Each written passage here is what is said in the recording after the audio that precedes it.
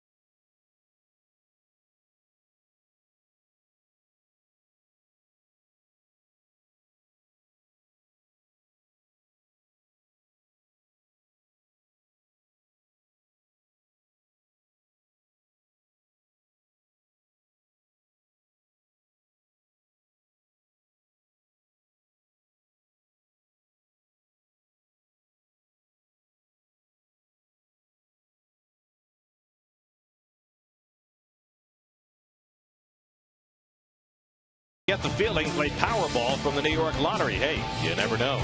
By Budweiser, great times are waiting. Grab some buds. By Parts Authority, the only name in auto parts you'll ever need to know. Visit them at partsauthority.com and become a VIP member today.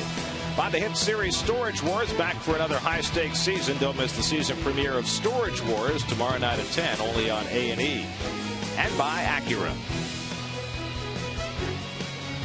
Hitting the road, take the Mets with you this season. Subscribe to MLB.tv today to see every Mets game live or on demand on your computer and your favorite devices. Visit Mets.com to order and get more details. MLB.tv, baseball everywhere. Here's your Mets upcoming schedule. Remember, all Mets games on SNY are available in HD, presented by IOTV, and you can listen to every Mets game on Sports Radio 66 WFAN. This is the first of three with the Cardinals. Night game tomorrow will be in the Pepsi Porch, and then the 12 noon game Thursday before the Mets start a 10-game road trip that will see them travel from Florida to Cincinnati to Washington. There are three National League teams the Mets have not played yet this year: San Diego, Cincinnati, and the Cardinals, who they face tonight. Reyes set to take the field with the rest of the Mets. First pitch coming right up.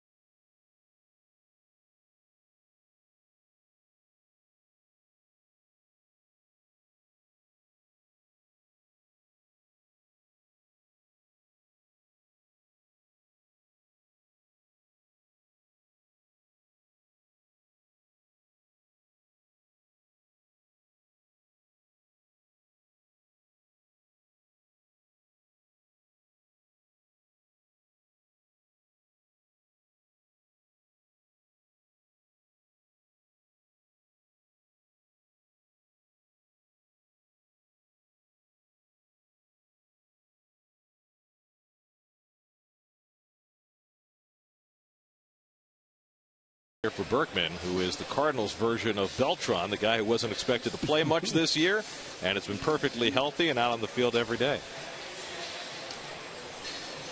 Well, take a look at Dylan G's first half numbers. 8-3. His record for his career is 10-5. Both of his last starts were the same. 5 strong innings. He tired in the 6th, but he's had 10 days off. He's had 2 side sessions to work on some of the pitches that he had lost command with and should be ready to go. And we'll take a look at the Metropolitan Lexus defense. And Lucas Duda has not made an error over there at first base. Okay, nicely done. It's a position he played in college. Reyes, of course, we got to circle him. He's back in the lineup. And Turner is back in the lineup at Segunda Base. Very nicely done. Very cosmopolitan, very bilingual. Mark McGuire, Tony La Russa, the Cardinal Brain Trust. Ryan Theriot leading off for St. Louis and takes a strike from G, and we're underway. Theriot, the former Cub, hitting .282. He's really struggled in the field this year, playing shortstop every day for St. Louis. And the curveball hit in the air to right field, and that's where Beltran patrols. And Carlos puts it away for the first down of the night.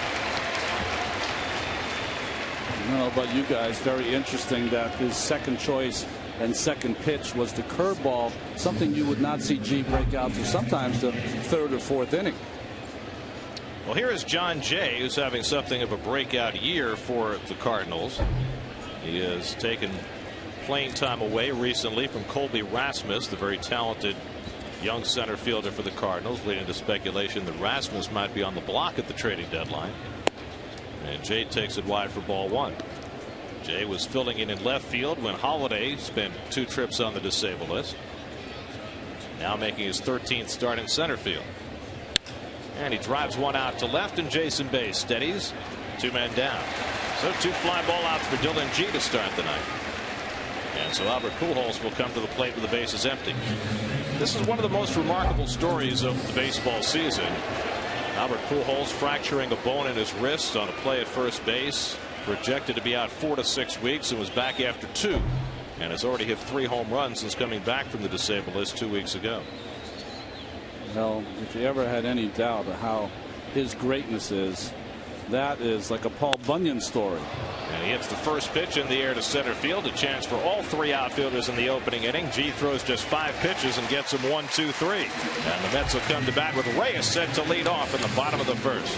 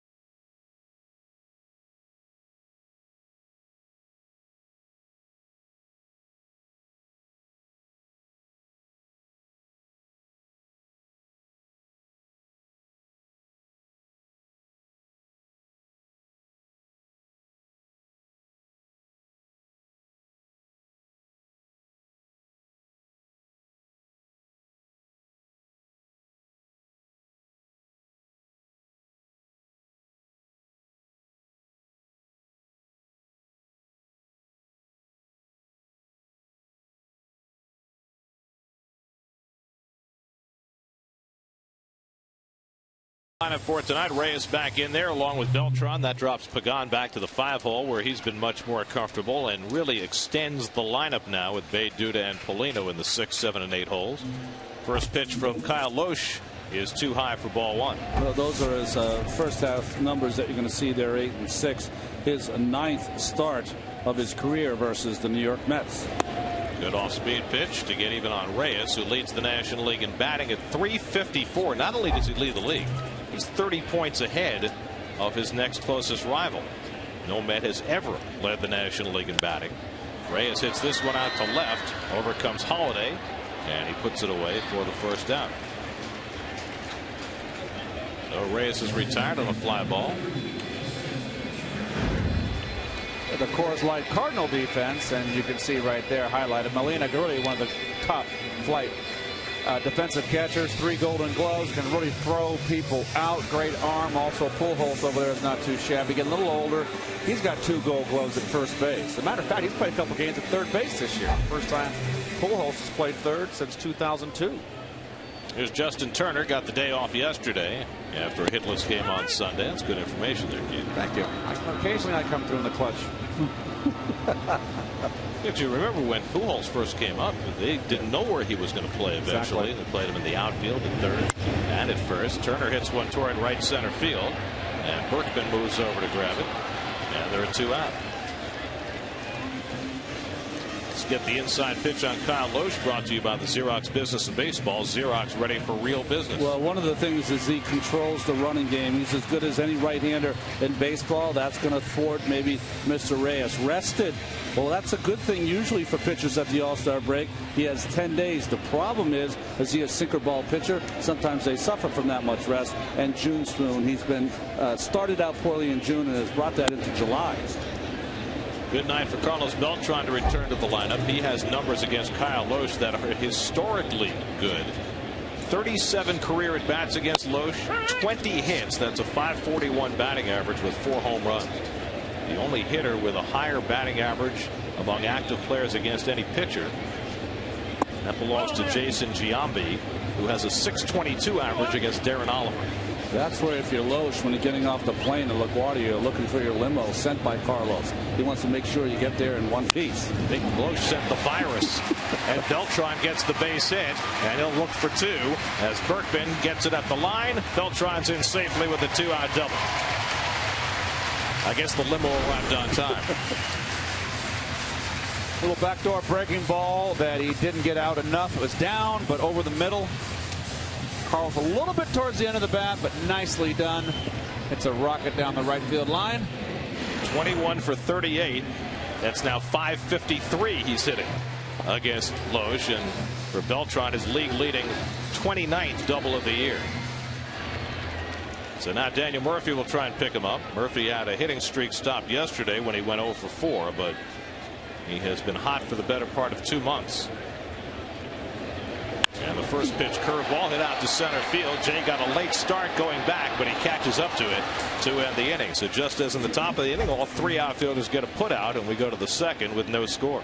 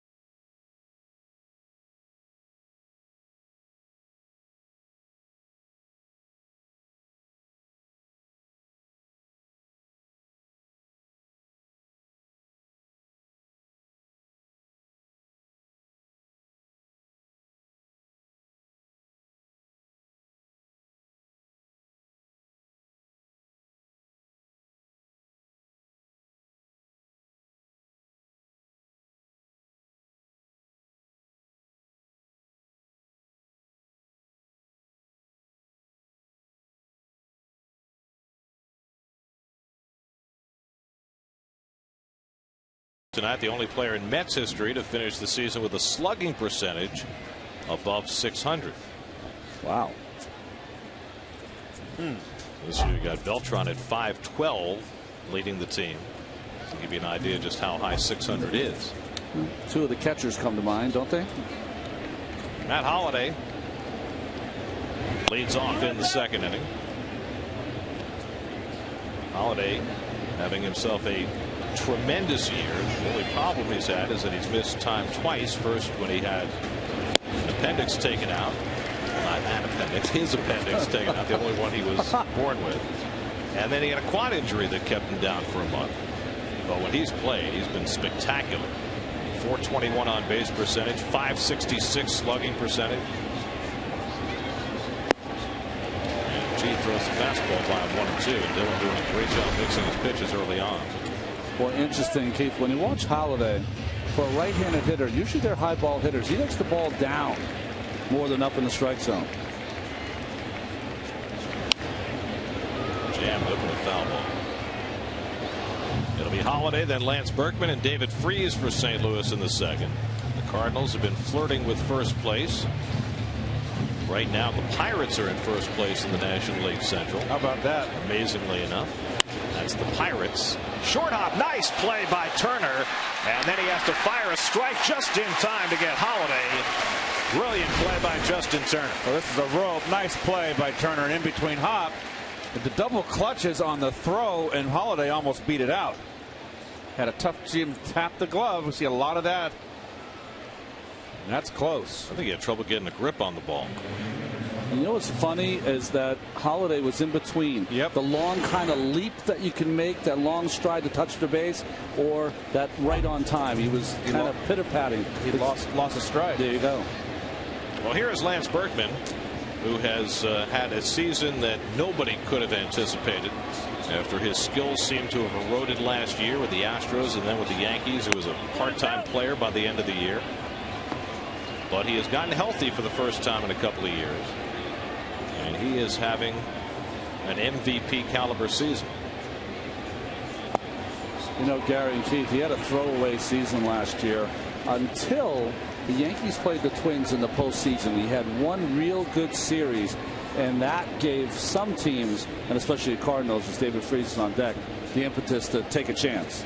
Well, the Cardinals gave him a one-year deal, $8 million, which is a pretty nice payday, but certainly not what he would have commanded a couple of years ago. And he'll be a free agent at the end of this year. And look what he has accomplished. Leading the league in home runs and slugging percentage.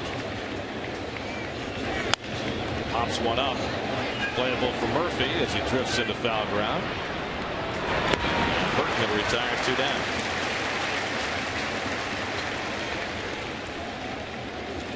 So 2 out and nobody on. And here's the tightly bunched National League Central. 4 teams in contention. The Cardinals and Brewers each a half game behind the Pirates. Mets will be in Cincinnati next week. And if the Reds can ever get their pitching together, they certainly have the lineup and defense to stay with the other 3.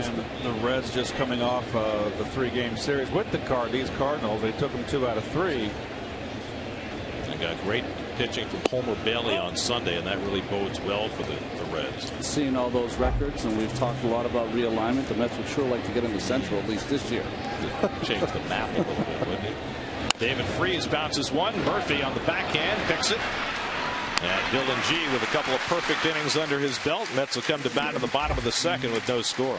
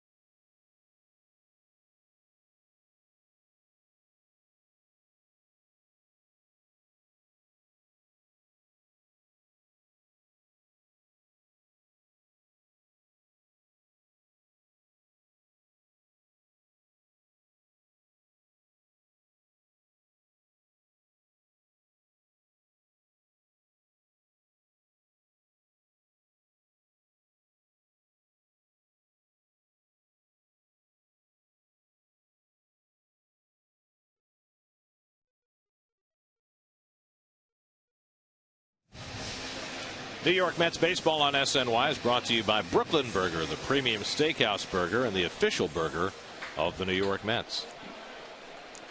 Angel Pagan leads off the home second. Angel just 2 for his last 26. Back in the 5th spot in the batting order with Reyes' return. Did not handle the leadoff spot particularly well. And he takes a strike from Loesch. Well, Angel's just been flying that front shoulder open. I feel like a broken record. And he's just rolling over to second base, 4-3 in your scorecard. But you don't think that has anything to do with where he hits in the batting order, do you? No, I do not. We'll see how he likes to hit it down in the order. We'll see if it has any mental effect on him. You know, it doesn't matter where you hit. You know, it's funny. He's already more patient here in his first at bat in the 5th spot than he ever was leading off. And Terry Collins mentioned something today that I found very interesting, puzzling, whatever, that Angel was not comfortable being the leadoff hitter. Poked the other way. Holiday coming in. And that's the first down. I mean, it's kind of counterintuitive, isn't it? You would think that a guy like Angel would be more patient in the leadoff spot and be more comfortable there, but it's been the other way. Oh, so watch the front. He has to reach for this ball. See that he's flying out, his butt's flying out, and he has to reach. And that has been his problem. And you know, whenever you slump, you get out in front, and he's more dramatic with his shoulders flying out. You just come to the park one day, you take BP, you take extra BP, you work into left center field, try to stay in, and then you get that one pitch on the outside corner. And you hit it, and you drive it to the opposite field. You hit it hard, and you go, there it is. I've been out in front, and then you're back in your groove. You just can't put your finger on, you know, it's more mental. Just get that feel back. I used to always say when I slumped here that the outside corner looked like 3rd and 20 in the football game. Well, with Pagan, you know, he started out the year that way with that front shoulder flying out. He was in the .59 when he got hurt and went on the disabled list for a month. And when he came back, he admitted that early in the season he was trying to hit home runs, that he had people whispering in his ear about how he had to hit for more power, that he had been paying attention to them, and that he needed to ignore them. And sure enough, when he came back from the DL, problem was solved. Well, shame on the whisperers, for one. And secondly, this will be an interesting test, Keith and Gary, because Loesch, when you face him, a left-handed hitter, 75% of the pitches you're going to get are going to be away. 2-2 to Bay, and he drives one to right center field. Over comes Berkman with a nice sliding stop to hold Bay to a single. Well done by Bay, who hits the ball hard to right center, and also by Berkman to hold him to one base. Well, nice hitting by Bay here, and you know, you want to say that's a positive. We're talking about Pagan driving the ball the opposite field. There's Bay doing that. So the Mets have their second hit against Loesch, and now Lucas Duda. 5 hits in his last 11 at bats.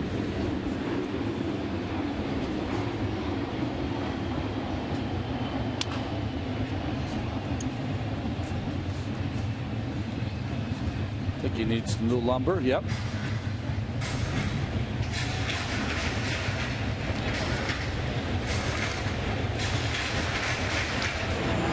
Oh, the IOTV pitch differential here on. He wants it low and away, and guess what? Oh, it's a hanger.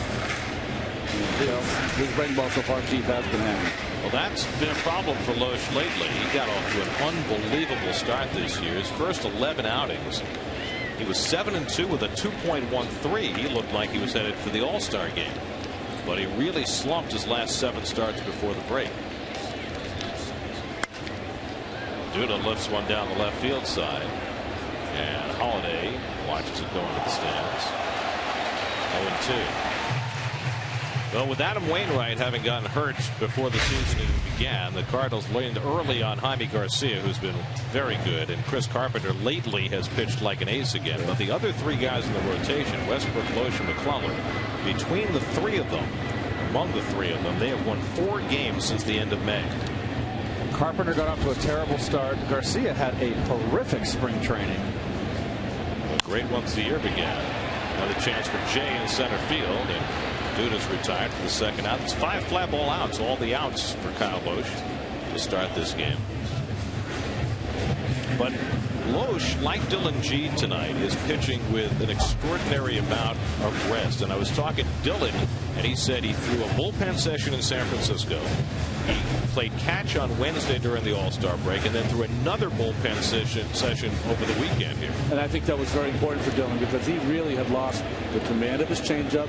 He had not been spotting his fastball. Those are all kind of things. To have a double session in between, he needed that, and that was a good thing. And you have to imagine that Loesch went through something of the same. I can't imagine what that's like for a pitcher in the middle of the season. They're so used to going on that 5-day rhythm to all of a sudden have 10 or 11 days between starts. Ronnie Polino takes a strike 1-1. The problem for Loesch, and we were talking about it earlier in the broadcast, is that he is a sinker ball pitcher. Fastball, changeup, a little bit of a rolling over breaking ball. And if that ball isn't sinking, he is going to be in trouble. And it's interesting, he's got 5 fly ball outs. He's usually a ground ball pitcher. Which tells you he's a little strong and that ball is up after having all that time off. Saw a picture there of Dave Duncan. He's the mentor to the also-rans. And the only reason I say that is because I was one of them at one point in my career. And he is so fantastic at setting a pitcher back in his place. Polino strokes one toward the hole, and that'll sneak through for a base hit. Bay will go first to third. Well, Polino could not have hit it any slower, but with Schumacher playing toward the middle, somehow it rolled through the infield. Well, in baseball parlance, at least in my day, it's a changeup, too much played in up. That's called a CNI dog. Don't mean to offend anybody, but even the dogs. It is what it is. That's what we called it. A 17 hopper. So Dylan G will bat with first and third and 2 out. G just 1 for 25 at the plate. Like most of the Mets pitchers, he has struggled with his offense. He has 1 RBI this year. He takes a fastball for a strike. Talking about Duncan and his reparation projects. Loesch was certainly one of those. His first year in St. Louis in 08, after struggling the year before in Cincinnati and Philly, he went 15-6. Best year of his career. Well, that's all part of Dave Duncan's resume. It's one of many pitchers that he has just had tremendous success with. And a lot of pitchers, Ronnie, they leave and they go elsewhere. They get nice contracts. They don't pitch like they did under Duncan's tutelage. He should get 10% at least. Joel Pinheiro, the latest of those. Pinheiro, the list goes on. And it's not only starters. Dennis Eckersley, when he went to Oakland from the Chicago Cubs, they had him start for 3 or 4 games, and Dunk went to Eck and said, Eck, you can't start anymore. We got to put you in the pen, and I think you have a chance to be a pretty good closer with your control. Well, I guess he was a pretty good closer. Hall of Fame. 2-2 now to G. Loesch generally does not walk anybody for the year. 1.6 walks per 9 innings. That's the 3rd best control number in the league. So he can be counted on to throw strikes. But he misses there, and now he's 3-2 on the opposing pitcher with Reyes standing on deck.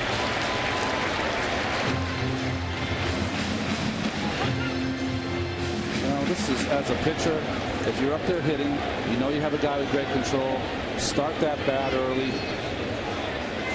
Molino runs, and G grounds one toward the hole, cut off by Freeze. And he throws out G to end the inning. 2 hits and 2 left for the Mets in the second against Loesch. We go to the third, no score.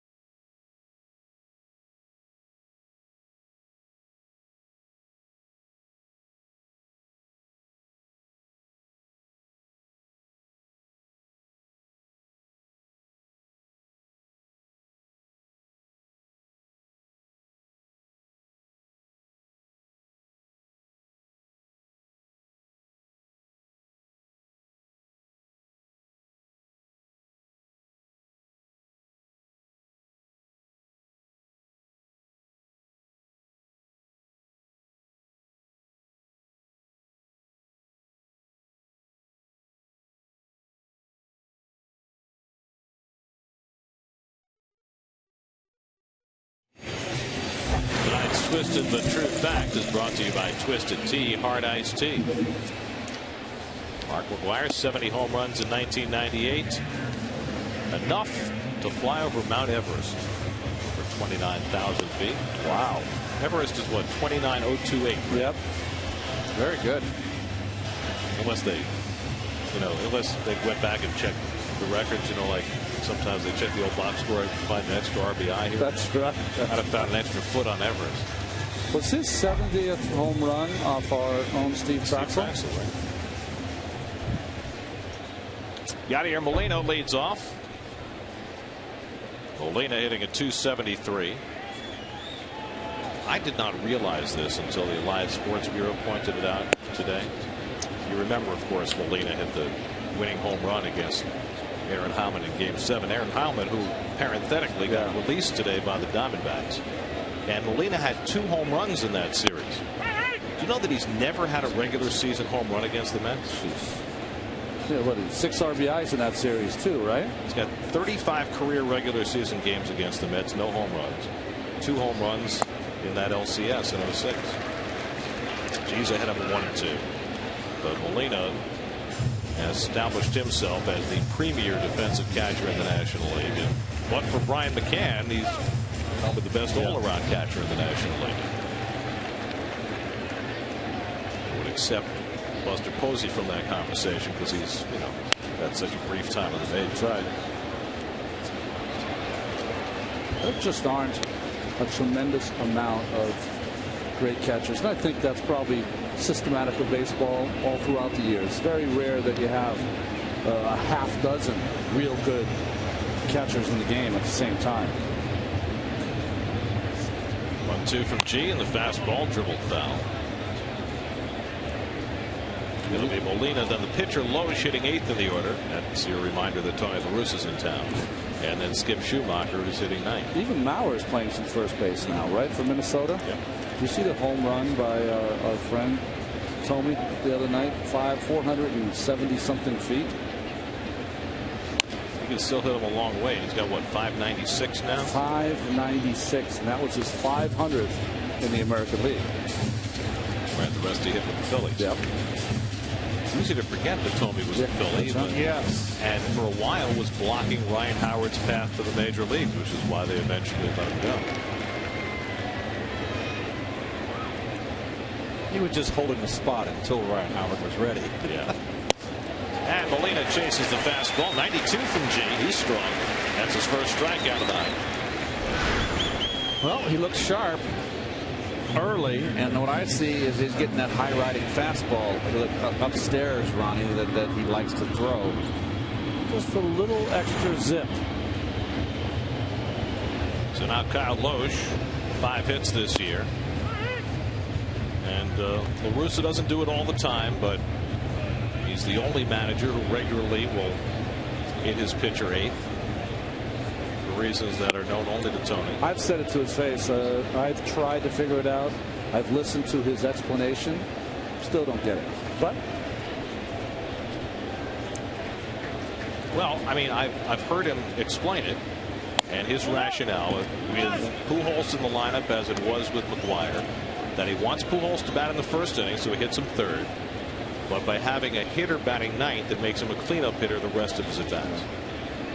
But of course, what it also means is that you get the pitcher up more often than you do the guy who's hitting 9th. And the pitcher this time, Loesch, grounds out to Turner for the second out. the one thing that helps him, or doesn't help him, but Loesch can handle the bat. He's one of your better hitting pitchers. I don't think Tony bases his decisions on whether the pitcher can hit. Although that would certainly make some sense. The one thing you do get here is what you see a lot of American League teams do in the 9th spot. You get a couple of leadoff hitters back to back. Yankees do that with Gardner a lot. So here's Schumacher. He missed some time earlier this year with a bruised triceps. He's got those old-fashioned socks going. He's got the ankle chokers. Jeez, you can't. I'll tell you something. That's like it's like getting your ankles taped. They look hot. I love the stripes though. That's showing too much. Yeah, the curveball from G drops in for a strike. He's had command of that pitch tonight. Schumacher hitting a 265. And a good changeup. And G, who struggled going into the break, is looking awfully sharp tonight. Boy, 3 pitches that you can throw for strikes in your first year in the major leagues. That is something. 1-2. And the curveball right back to Dillon. And he's got 3 perfect innings under his belt to begin the night. Reyes will lead off for the Mets in the bottom of the 3rd. No score.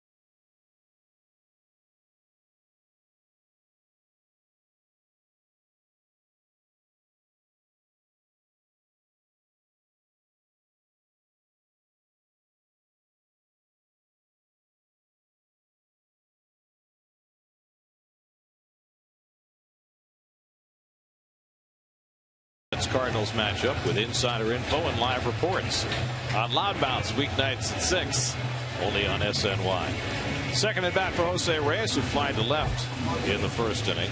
Reyes, before he got hurt, had led off the first inning with a hit in 7 straight games, which tied his own club record, but not tonight. And he takes a strike. In fact, even the game he got hurt against the Yankees in that Saturday game, he led off the game with a hit. See David Freese at third base, way in. Just slap it right by him. Freese, by the way, is a terrific glove. See, if you come back from an injury, there's David.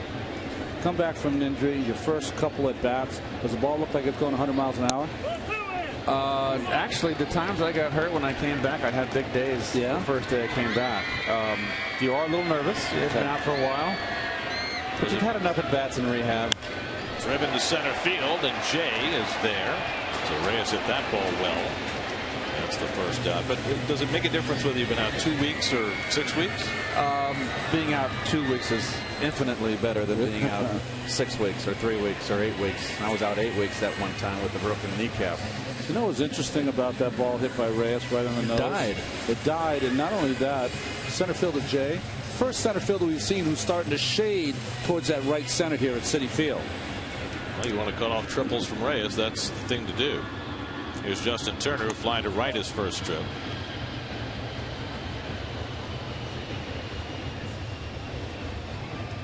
Well, Loesch has got 7 outs in this game, and 6 of the 7 have been in the air for a guy who's normally a ground ball pitcher. Well, that's what we've been seeing lately with Turner, and it coincides with his little bit of a slide, is that they're pounding him inside. Doesn't take long for the league to find out that you like that ball away and you're a good breaking ball hitter and go the opposite field naturally. They're going to start shuffling the deck.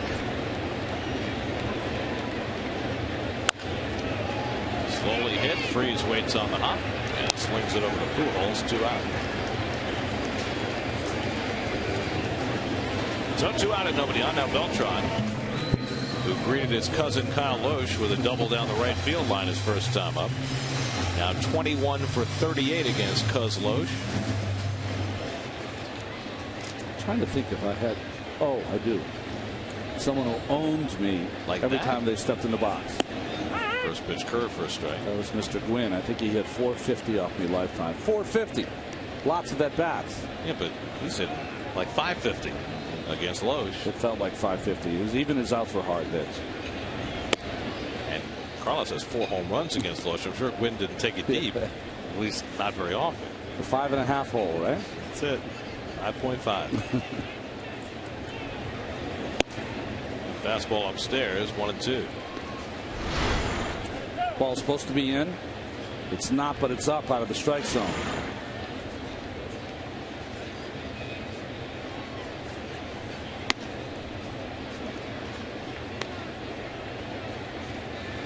With his double his first time up, Beltran has now reached base in 25 consecutive games. He's having himself quite a year.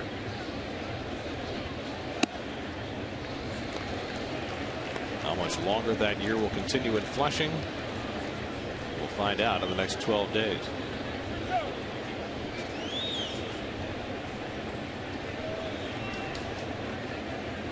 Three-two from Loesch, and Beltran hits a rocket to deep center field. Back goes Jay. He's not going to get this one. Beltran has another extra base hit, and he'll pull in at second base with his second double of the night. Ownership continues. Change up. Carlos stays back. The ball's down, sinks late, but has too much plate, and all because Carlos has the good balance. He stays back, and that's right there for the barrel of the bat. So what's that like, Ronnie? I mean, at some point, do you say to yourself, I did everything I possibly could, I still couldn't get the guy out? You know, I went through a season when I had a big year in Oakland, won 15 games, and John Olerud, oh boy, he just owned me every single time he came up. And at some point, yes, you start trying to make up pitches. I would try to throw a fastball instead of throwing it 90, just kind of turn it over and throw it 87. Just do things that I would never do with any other hitter. Murphy hits it sharply, but right down to Pujols. Loesch covers. 3-1 putout ends the inning. Beltran's now hitting .564 against Loesch, but still no score here at Citi Field.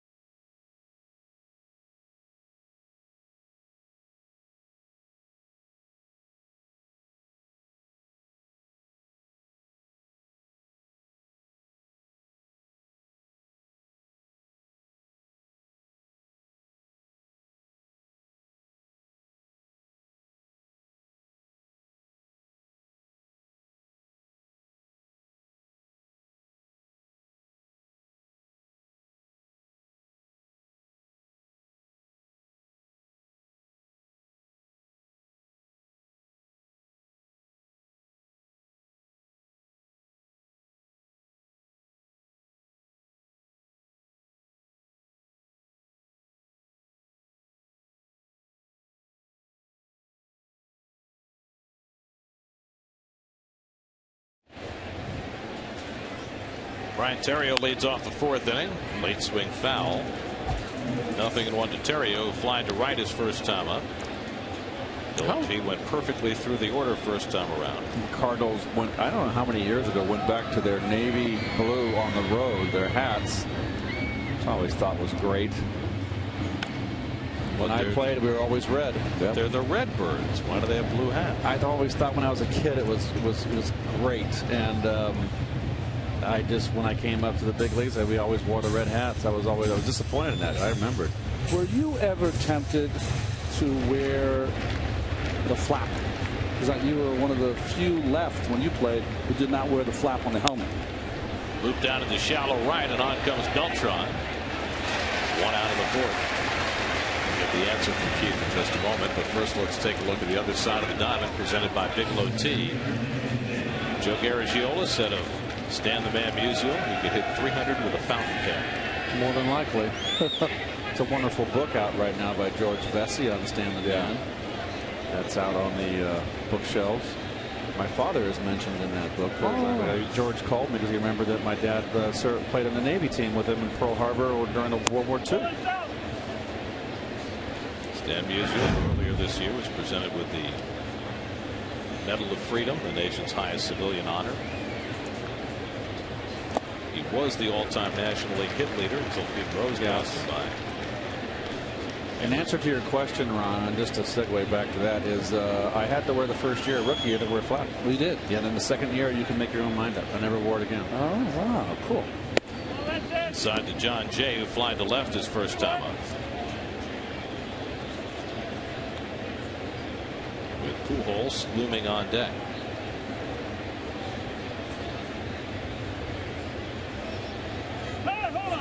Well, just saved a hitter. I can't remember his name, Gary. Maybe you've got it, Keith. Who just was hit in the ear flap just recently in the last 2 days. And the ball up and in, and just caught him on the ear flap. Oh, I've got his. Was it Brewer? Was it Weeks? No. It was. Jay behind 3-1 for the first time. And he walks Jay, and the Cardinals have their first base run. So Jay had retired the first 10. So 1 out and 1 on for Pujols, who swung at the first pitch and flying to center his first time. On a pitch that G threw that high riding fastball upstairs out of the strike zone, and I've seen Pujols enough now. I mean, you can get him to chase up with that high fastball, but you better get it there. He'll also set you up, Keith. I understand. Fastball in. Throw over to first, I think. You're right. Jay has 5 steals this year. The Cardinals have not stolen a base in their last 31 games. 31 games without a stolen base. It's the longest streak for any major league team without a steal since 1977. And G has not been easy to run against. Pujols takes a fastball for a strike and does not agree with the call by Greg Gibson. That's where the hitter goes. Hey, is that ball up? He said, no, that's right there. And then you go back. Yeah, whatever. That ball's not there. Molina moving inside again, and it gets out over the plate, but a double play ball right to Reyes. Turner gets taken out, but still turns it for the 6-4-3 double play. Jay with a hard slide, but Turner survives it and has plenty of time to throw out Pujols.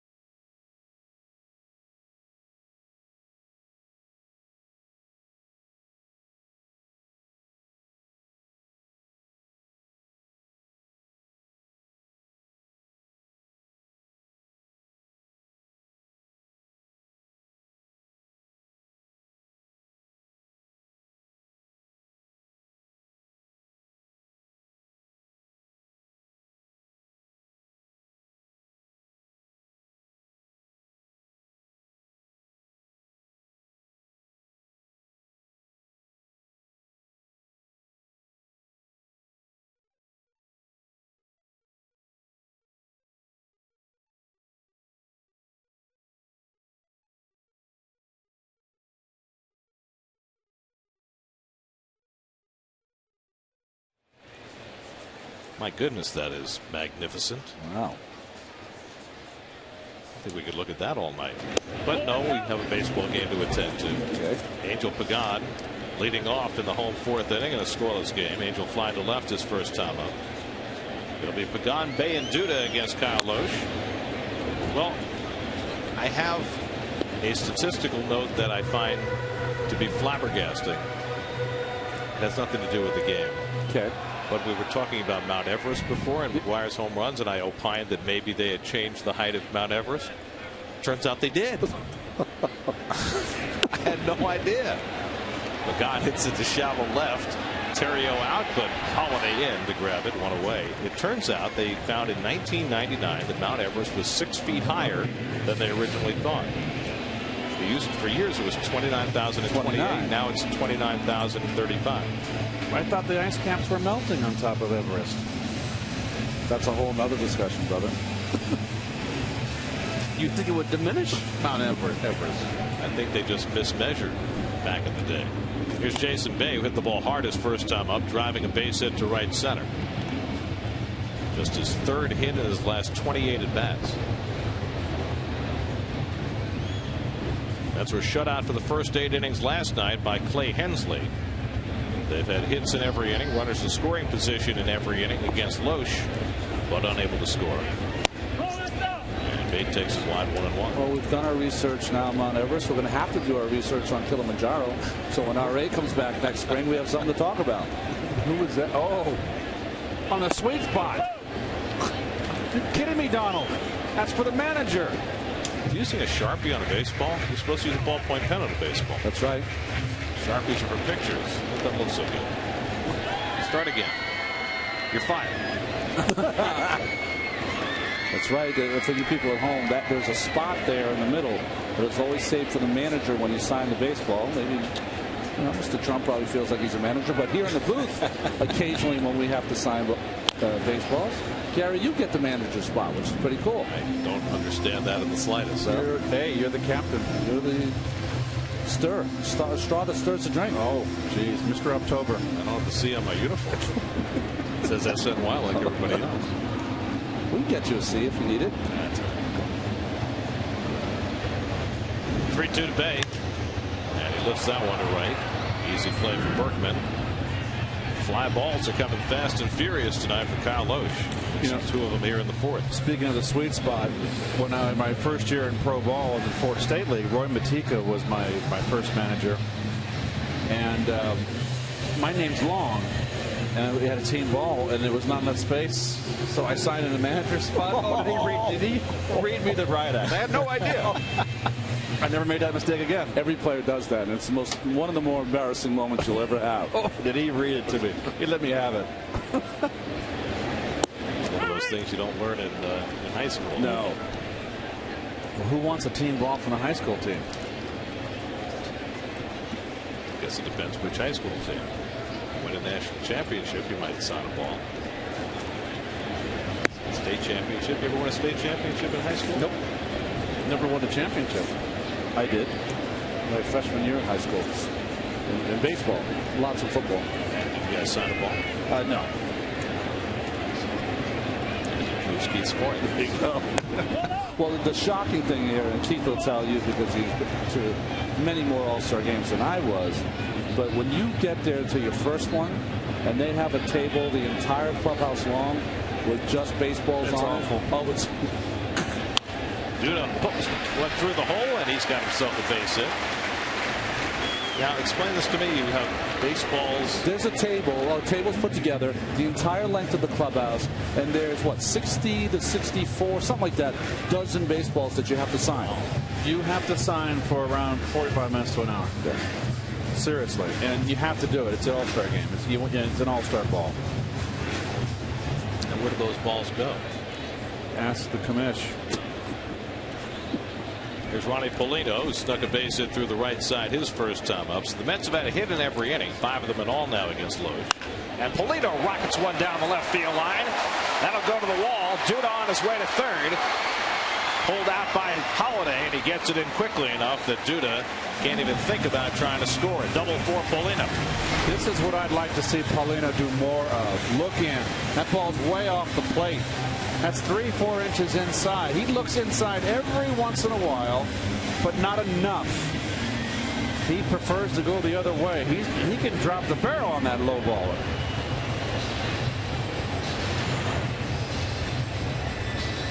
I've seen him too many times on that pitch inside, just try to work in the opposite field. That home run he hit, where was that bomb he hit? Was it in Pittsburgh? They hit a big 3-run bomb, upper deck. Gary, you remember? I think it was in Pittsburgh. We had a rocket. He looked in. So Dylan G up in an RBI spot again. He came up first and third and 2 out in the first, and he grounded out. Now up with second and third and 2 out. Ray is hoping for a turn on deck, but it's up to G. And Dylan floats one into shallow right, which is exactly where Berkman is playing. Berkman playing Little League depth, and it served him well. Mets strand 2 in scoring position. No score after 4.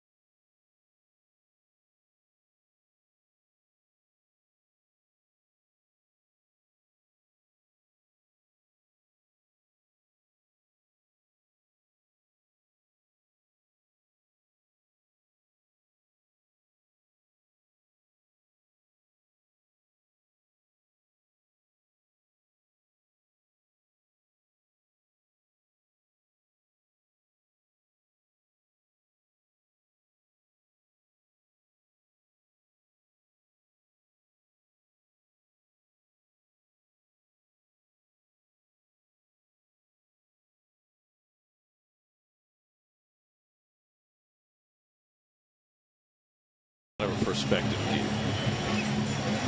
Like a great painter. It's all about the angle. Well, Dylan G has yet to allow a hit. Only one base runner for the Cardinals. John Jay walked in the fourth. He was erased on a double play, so G has faced the minimum. Matt Holliday has come the closest to getting a hit for the Cardinals. Justin Turner made a terrific backhand play and threw him out by an eyelash in the second inning. It'll be Holiday, Berkman, and Freeze for the Cardinals in the fifth.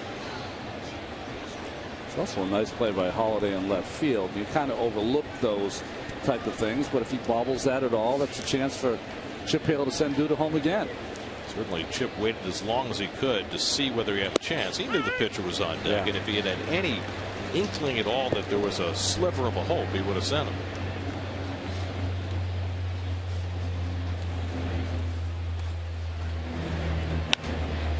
Holiday fouls off the fastball, and G, who's had a good fastball tonight, is ahead 0-2. And Matt Holiday has just been a solid, outstanding hitter from his first days in Colorado.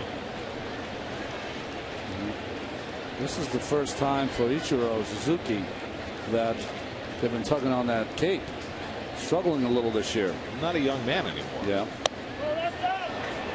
1-2 to Holiday. I mean, we don't get to watch him that much, but what is he, 37 years old now? 37, and he's lost maybe a step, and that was a big part of his game. Huge part of his game. You know, that slap and run game of his, he'd get infield hits on routine grounders to short.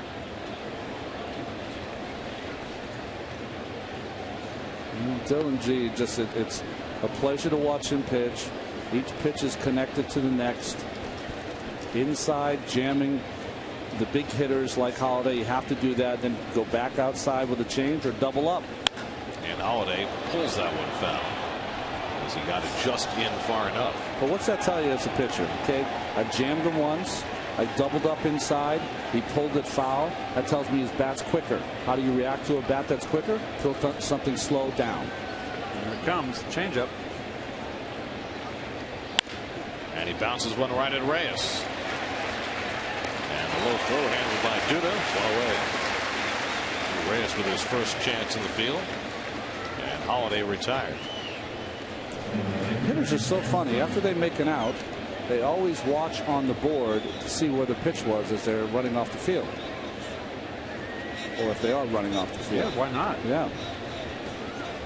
Remember that old scoreboard in Fulton County, the black and white? Jeez, couldn't see anything on that. I used to call that the Etch-a-Sketch. Oh, gosh. Here's Berkman, who fouled out third his first time up.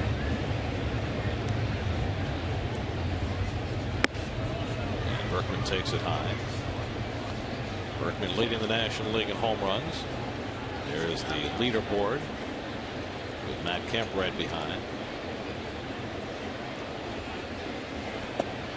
You know, think of the number of guys on that leaderboard who are going to be free agents at the end of the year. That's right. Berkman, Fielder, Pujols, Pena. And you can see who was on the bottom of the list.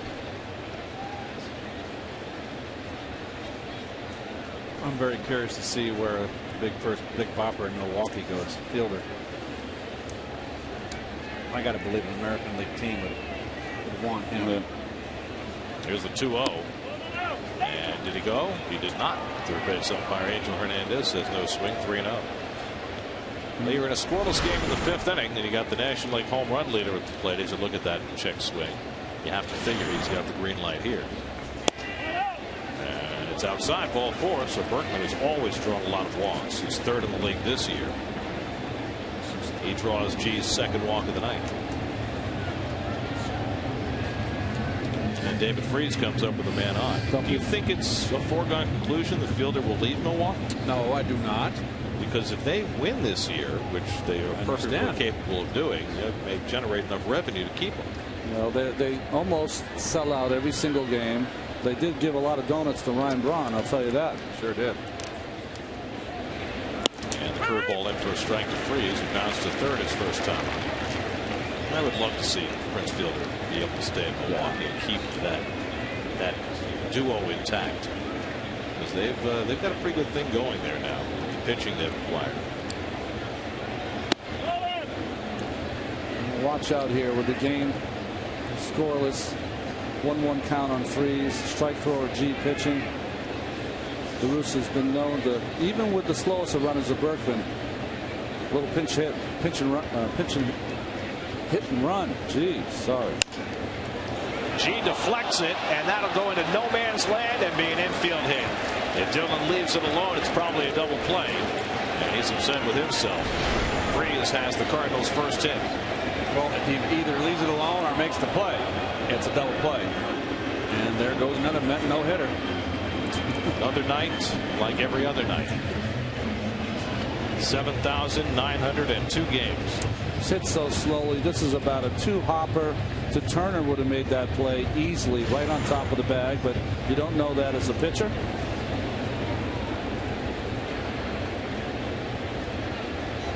So now the Cardinals with a runner in scoring position for the first time, and now Molina, who struck out his first time up. Berkman at second, Freese at first with 1 out. He got a double play grinder from Pujols in the last inning, and the Cardinals have grounded into more double plays than any team in the National League. Now 102. Pujols 21 leads the league, and Molina is third. He's grounded into 13. Part of the reason for that is that the Cardinals have struck out less than any team in the league, and they have the highest on base percentage, so they've had more double play opportunities than any team in the league.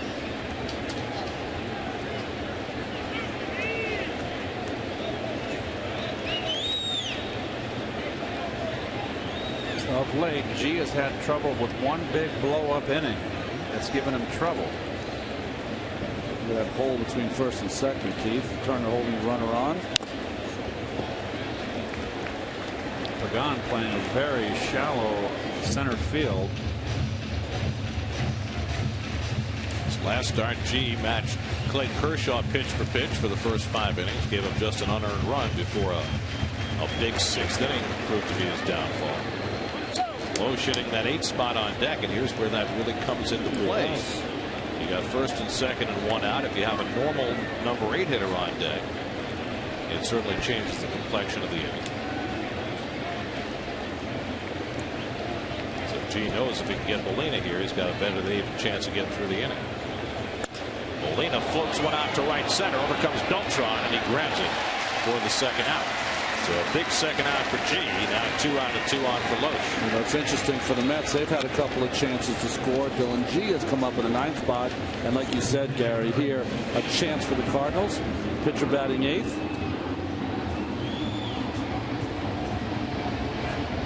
So a chance for Loesch, who does not have a run batted in this year.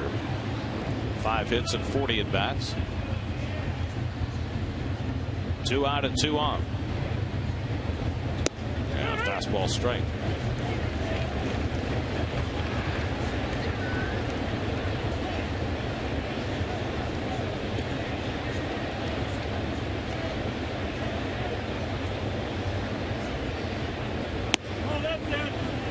Curveball stays inside, 1-1.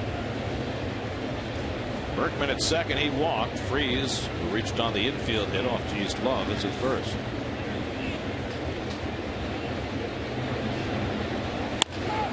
Past G, and this one will go up the middle. Berkman around third and heading home. Pagan's throw to the plate, and Berkman is in safely with the first run of the game.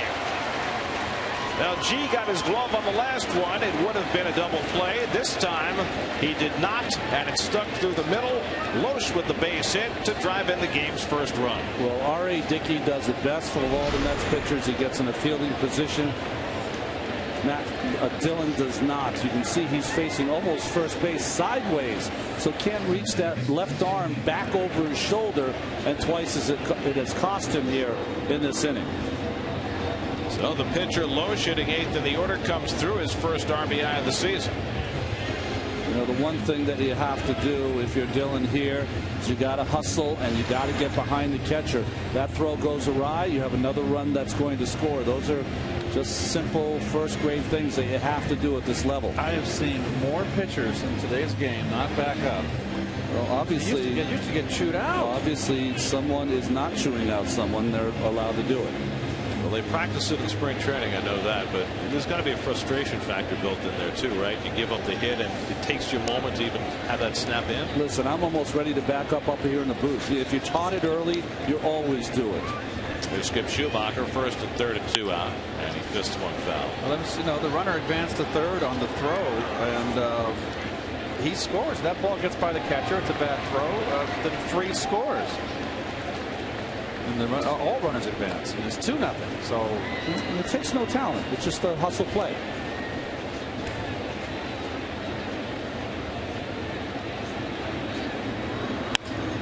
Schumacher flares that one foul. Oh, nice play. With the tarp. Almost. Kept it in front of him. That's right. And that young man very happy. Look at that smile. He'll have that smile till he goes to bed tonight.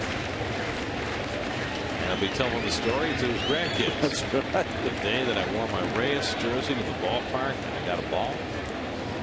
0-2 to Schumacher. Pulled foul. And Schumacher broke his back. So each ball boy gets into the act. And that young man gets the ball. Our guys down the line are outstanding, by the way. They've been great all season long. For you fans at home, you think it's a job where they're just trying to keep, you know, stray balls and hold on and give the fans. Some of the balls that come at them are rocketed off the bat, and they still make great plays.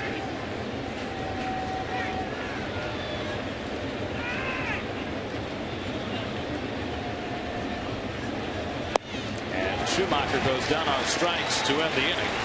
So G has his second strikeout, but not before the Cardinals score the game's first run. The pitcher Kyle Loesch batting the 8th spot and bounces one just past G to drive in the first run.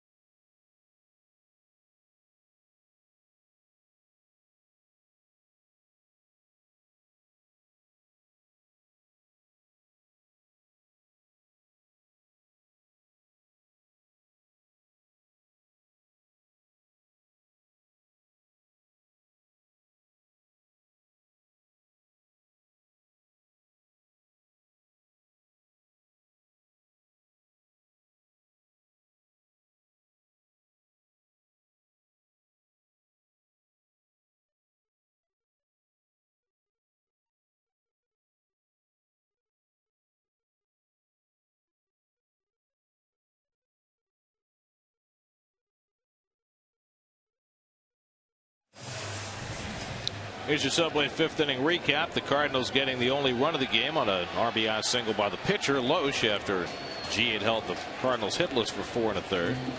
Jose Reyes, third at bat, leads off the bottom of the inning, and he smacks one past Loesch's ear for a base hit. So Reyes with his first hit, coming back from the disabled list, hit the ball hard his previous time up, and this time nearly took off the pitcher's head. First ball, fastball, hitting right up the middle. And we'll see if Jose feels frisky enough to swipe it back. I don't know, but we'll see. Loesch is very, very tough to run against. He's not given up a stolen base this year. In fact, he hasn't given one up since August 23rd of last year. Oh, he also has a rifleman there squatting behind the plate. Chuck Connors. Luke. See, Chuck Connors had that special rifle. It was so easy to shoot. He didn't have a trigger. Pump action. It was that Winchester with that wasn't really a pump action. It was the spoke on it with a handle. We did the pump action 2 days ago. Don't go there with Keith again. Justin Turner's 0 for 2. And he takes one the other way for a base hit. Reyes around second, heads for third as Berkman gets it in, and the Mets have runners at the corners and nobody out. So a quick response for the Mets. 2 pitches, 2 hits to start the bottom of the 5th. Well, one to come inside. It's down the middle, inner half. And when you make a mistake to Justin, that's what he does with it. You don't get it in enough. He just so goes that way so naturally. So now Carlos Beltran, who has come up with 2 out and nobody on his first 2 at bats and hit a pair of doubles, gets to bat with runners at first and third and nobody out. Very deep in left field is Matt Holliday. Pretty much straight up. Slide shift to pull. Molina moves off the plate, and Loesch puts it on the corner, 0-1. 30 doubles now to lead the National League. And he's now 22 for 39 against Loesch. That's a .564 lifetime average against this right-hander. Tom Molina slides inside. And Loesch this time can't quite get the corner to the satisfaction of Greg Gibson, 1-1. Yeah, home plate umpire Gibson gave up on that, Keith. That was a good pitch. He has not called an inside strike in today's ball game. He's tight in there. Beltran with 59 runs batted in, trying to get Reyes home from third with the tying run. Low and inside, 2-1. Well, there's the first double for Carlos, his 29th of the season. And here's his number 30. Both on changeups. Mets club record is 44 doubles in a season. Beltran might have a shot if he sticks around for the rest of the year. Not his call. Well, it's somewhat his call. He does have a no trade clause.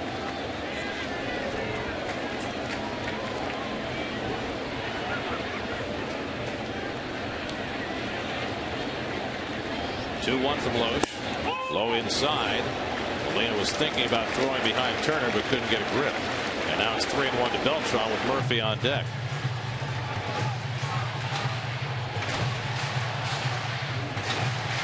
Big crowd tonight, almost a full house. Very excited for the return of Reyes and Beltran. Outside, ball 4, and the bases are loaded. Well, Loesch between a rock and a hard place, facing a guy who owns him. And he issues his first walk of the night. It's only his 23rd walk in 126 innings. Gives you the idea he had no intention of going after Beltran after he didn't get that second strike call. Do you see that? La Russa went over to Duncan, said, "You want to go say something to him?" He said no. Murphy's 0 for 2, flying to center, grounded to first. Bases loaded, nobody out. Well, pitcher with the bases loaded, and they throw a secondary pitch and miss. That is a hitter's delight, and that's going to get Duncan out there to have a little chat. Changed his mind after that first changeup. Dave Duncan used to always have a phrase when he came out with the bases loaded. He'd say, "Hey, listen, it's a tense moment. The bases are loaded. You know who's also tense? The hitter. Let's use it against him, not for him. Throw a strike, keep it down, get a ground ball, we'll give up a run." That's pure propaganda. It probably is, but you believe it sometimes.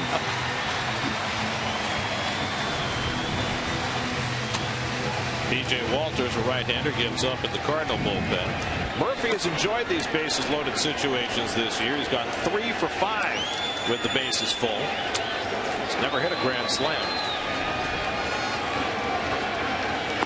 And Murph takes it low, 2-0.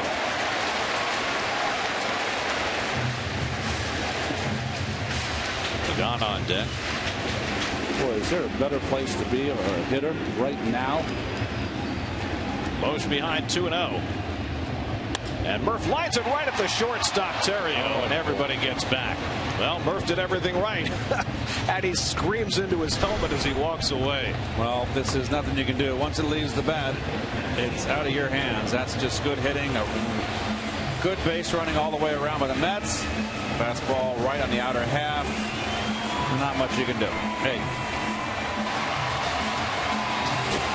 He had something to say, and he said it to the inside of his helmet wisely. So now 1 out, and Pagan, the batter, twice is flying to left. Base is still full.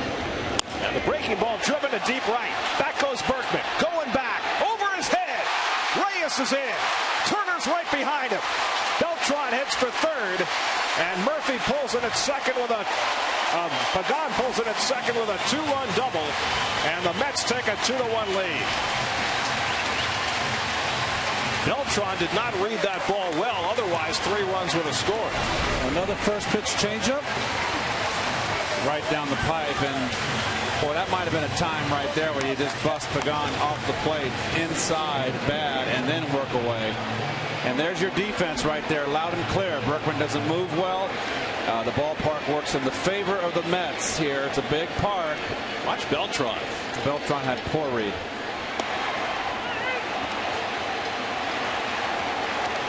So many factors you think about when the ball leaves the bat. How hard it's hit, where is it located, and who is your right fielder and how fast is he? 2 in scoring position for Bay. The infield back with 1 out. And Molina goes down in the dirt to block it 1-1. Conceding a run here on the infield, and I agree. A base hit makes it 4-1. A lot of ball game left. Beltran now at third, Pregame at second, so Angel back in the middle of the lineup delivers the big hit to produce the Mets' first 2 runs. Day with a weak cut, 1-2. Well, your IOTV pitch differential, look at that. That is the big difference. Look at the barrel of the bat. Got it covered. You saw the end of the bat. If you put it where he wanted it, it would have been off the end of the bat.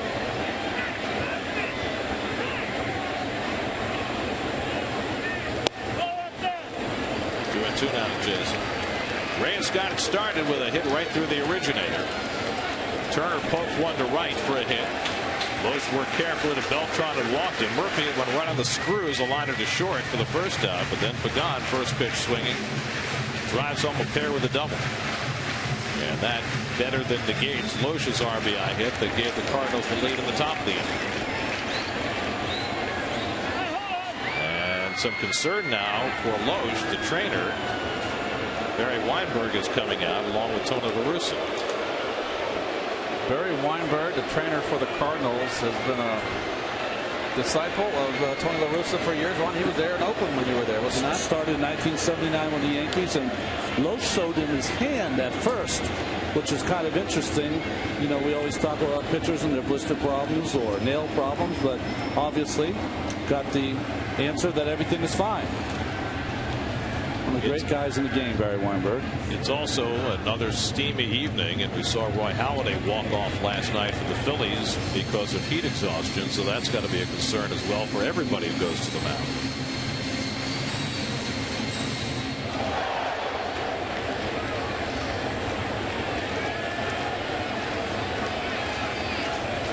Walter's ready to go in the bullpen.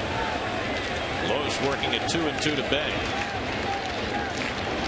And he gets it. Another fruitless at bat for Jason Bay, failing to get the run in. That's the first strikeout of the night for Loesch, who strikes out very few. Well, fastballs in set this up. And I said it yesterday, Gary, he's not seeing the ball. Everything is coming in fast motion for him.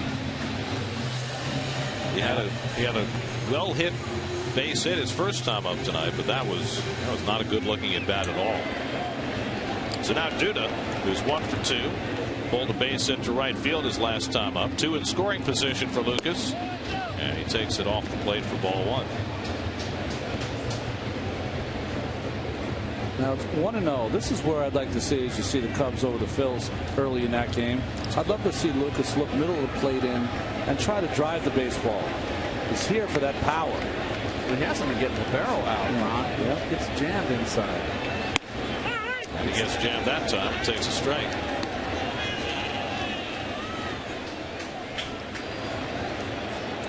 Lucas is now 107 at bats deep into his big league season and without a home run, which is a little shocking.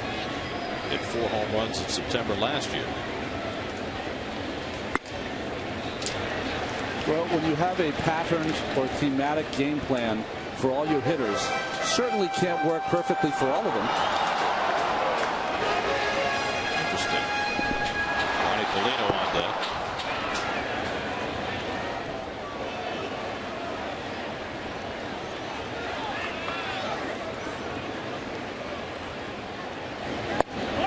He is relentlessly working Duda inside, but now he's behind 3 more. This is where you'll see the breaking ball or the changeup away. 3-1 count, looking for the rollover from Duda. If he walks him, he has the base open. Now on 3-1, Duda takes that breaking ball down for ball 4. So the second walk in the inning for Loesch, that's more than he averages per 9 innings this year. And now Polino, who's already 2 for 2 tonight, gets a shot with the bases full. Now, if Terry Collins was hitting his pitcher 8th, there would be G coming up in this spot. But no, it's a real hitter. Polino snuck a base hit through the right side of the second, and then hit a shot down the left field line for a double in the 4th.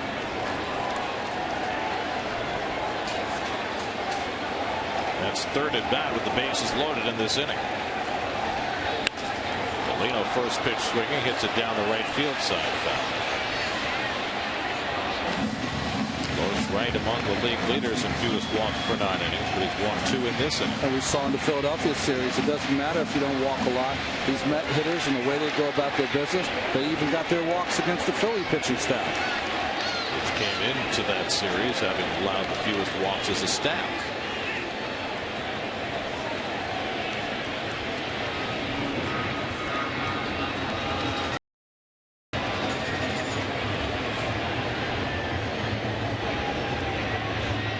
Leno rips one, foul.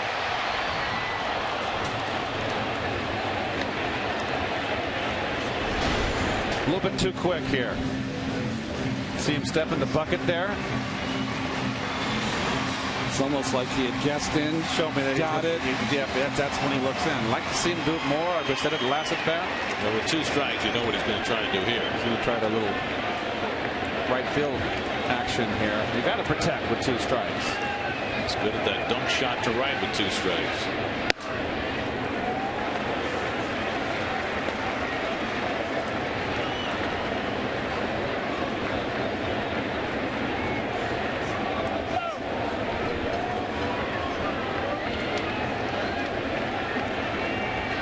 Now the 1-2 from Loesch. Line drive to second and right at Schumacher to end the inning. Well, the Mets with 2 infield liners in the inning, but the big hit coming from Angel Pagan with the bases full. Angel took the first.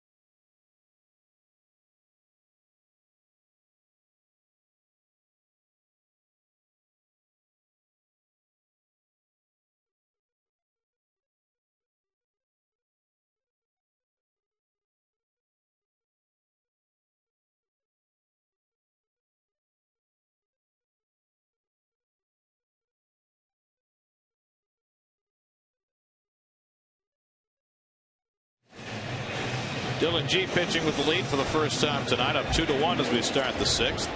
Third time around the batting order for the Cardinals, Ryan Theriot. He was twice flying to right, takes a strike.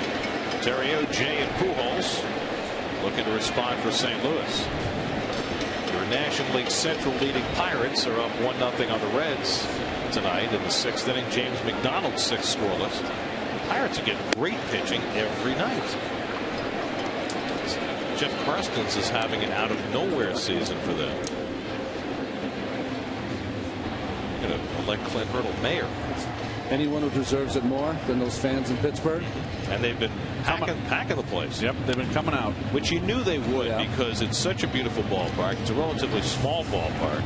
And there's a lot of latent love for the Pirates in that town. Great sports fans in that town. You can't attend a hockey game at the Igloo. Out of third, Murphy on the backhand. The overhand throw gets Terrio one away. Let's check in with the studio. Chris Carlin standing by with the New York State Smokers quit line game break.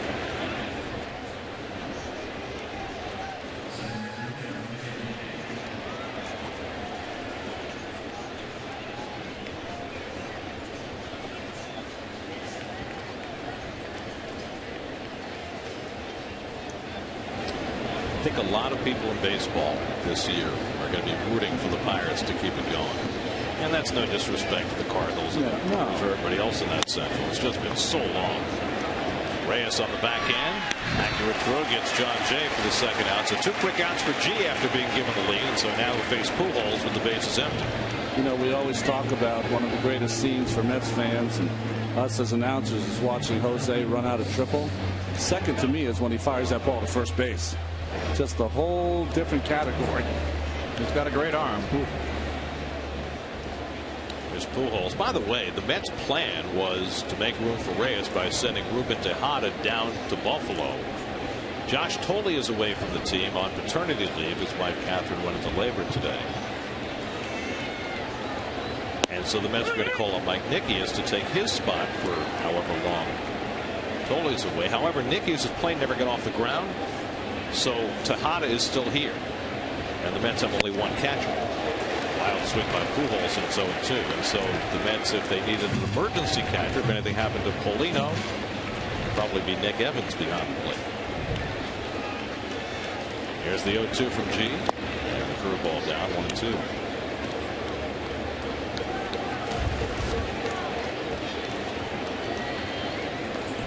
Pujols has just had himself a remarkable career. Pretty good company, huh? Everybody forgets about Jimmy Fox. 1,500 games, hitting over 330, 300 homers, 1,000 runs, and 1,000 RBIs. And he's well beyond most of those numbers for his first 1,500 games. Did not get off to a good start this year, though. His average was languishing for a long time. It's only the second time in his career he's reached this point of the season not hitting 300. He's 278 to start the night. And he reaches for that one. Duda retreating, has it lined up, and puts it away in foul ground. And G has himself a 1-2-3 inning. 2-1 New York.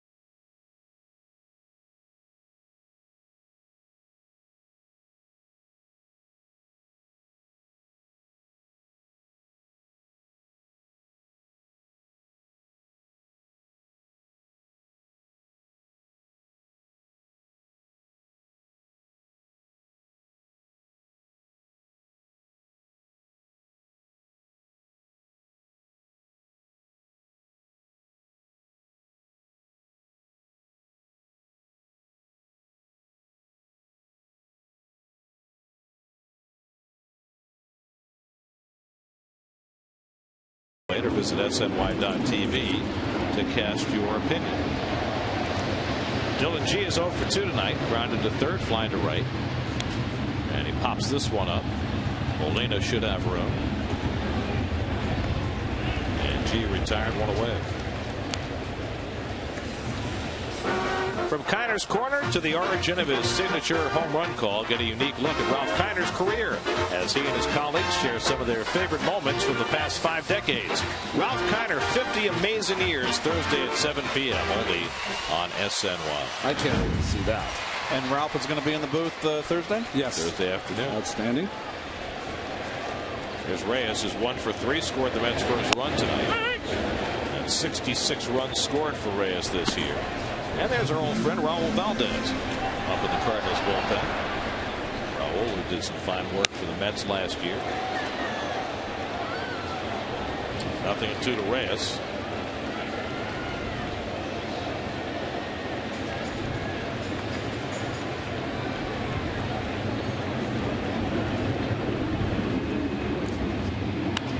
Jammed him, and Reyes pops one. Freeze coming over to the mound to grab it, and there are quickly 2 outs. So Loesch, after a difficult 5th inning, gets a couple of weak pop-ups from the first 2 hitters in the 6th.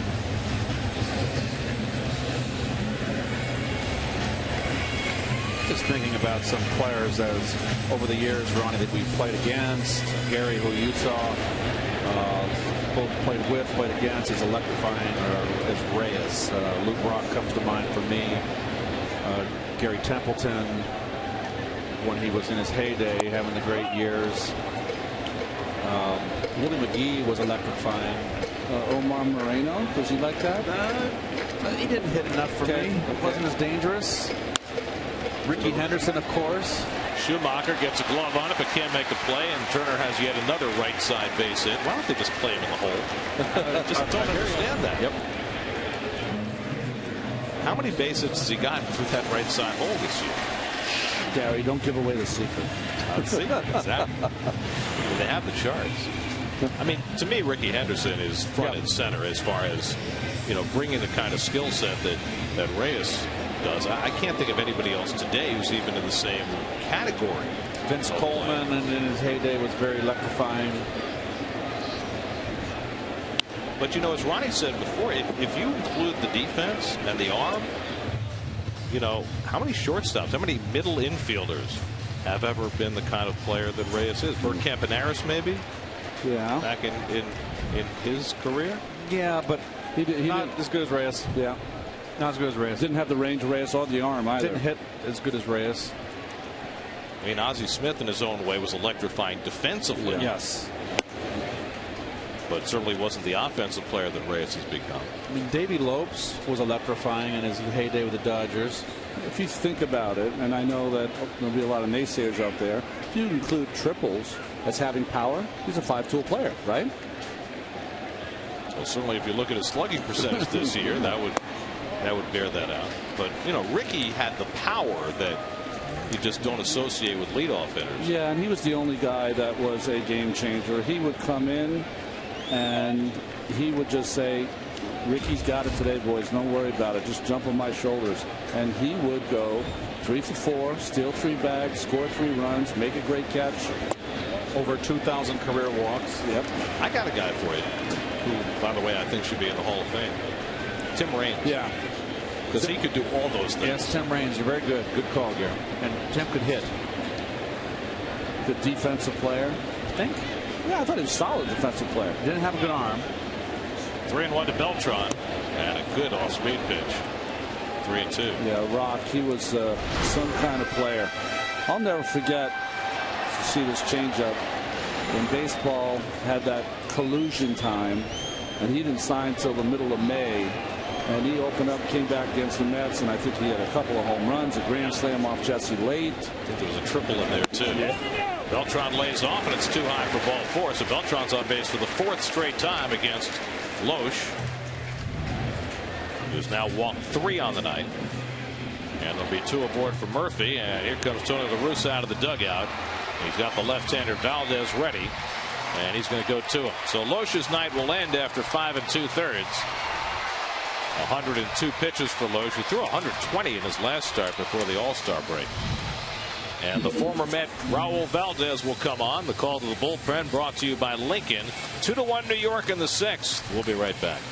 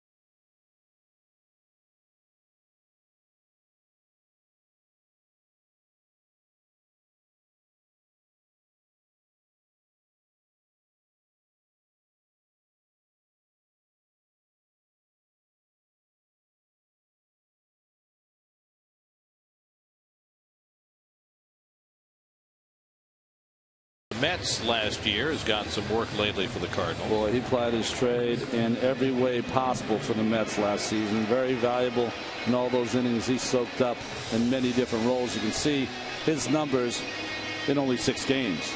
He was working as a starter early this season down in AAA. They moved him back to the bullpen, and he was pitching well, so they called him up. They come in to face Murphy with 2 out and 2 on. Turner at second, Beltran at first. Mets with a 2-1 lead in the 6th.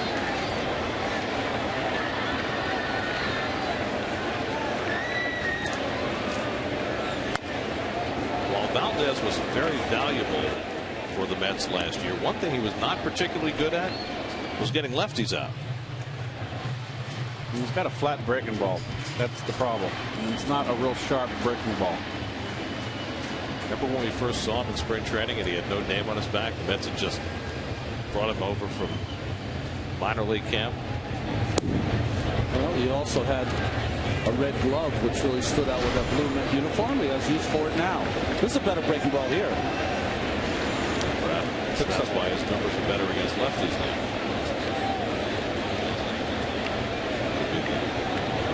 Dave Duncan, Mr. Fixie. You think about it, the strange part about Duncan, all of his abilities, Dave never stood on the mound. He was a catcher. Yep. That's what makes him unique. He's not the only one. I mean, Luke Walker, who was the pitching coach for the '69 Mets, was a catcher. And Duncan, of course, was part of that tandem of catchers over in Oakland, the Oakland teams. Gene Tennis was the hitting catcher. And not the greatest at defensive skills, power hitter, and Duncan had one good year his first year, rookie year, and then he was like a .230 hitter the rest of his career, but a great defensive catcher. And he had some pop. He was that guy that would play for you once or twice a week and have some pop.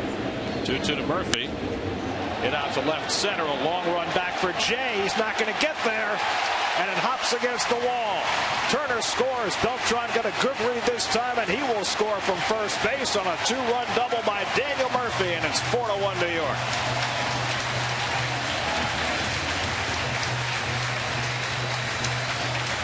Nope. That's where your outfield, 2 outs. You can maybe want to back up a little bit here. I didn't think Murph hit it that good, and boy, he short hopped the wall here. And just another 2-out rally for the Mets. Mets have now scored 52 of their last 85 runs with 2 outs.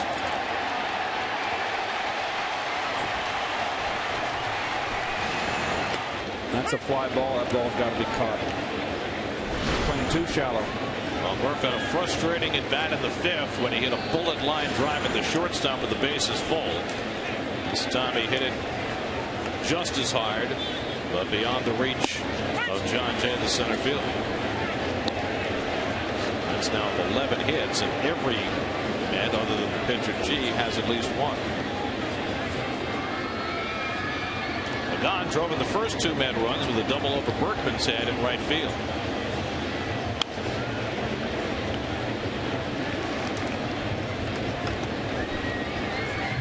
All the runs charged to Kyle Loesch. The book now closed on him. He went 5 2/3, allowed 4 runs, 10 hits, 3 walks, and 1 strikeout. So now Dylan G, 3 runs to the good. And he should have plenty left in the tank. Only 76 pitches deep through 6 innings. Pagan hits one out to shallow right center, and Berkman, playing shallow, was there to grab it and end the inning. But Daniel Murphy with the big 2-out hit. Mets had 2 out and nobody on. Turner snuck a single through the hole. Beltran drew a walk, and then Murphy up against the former Met Raul Valdez.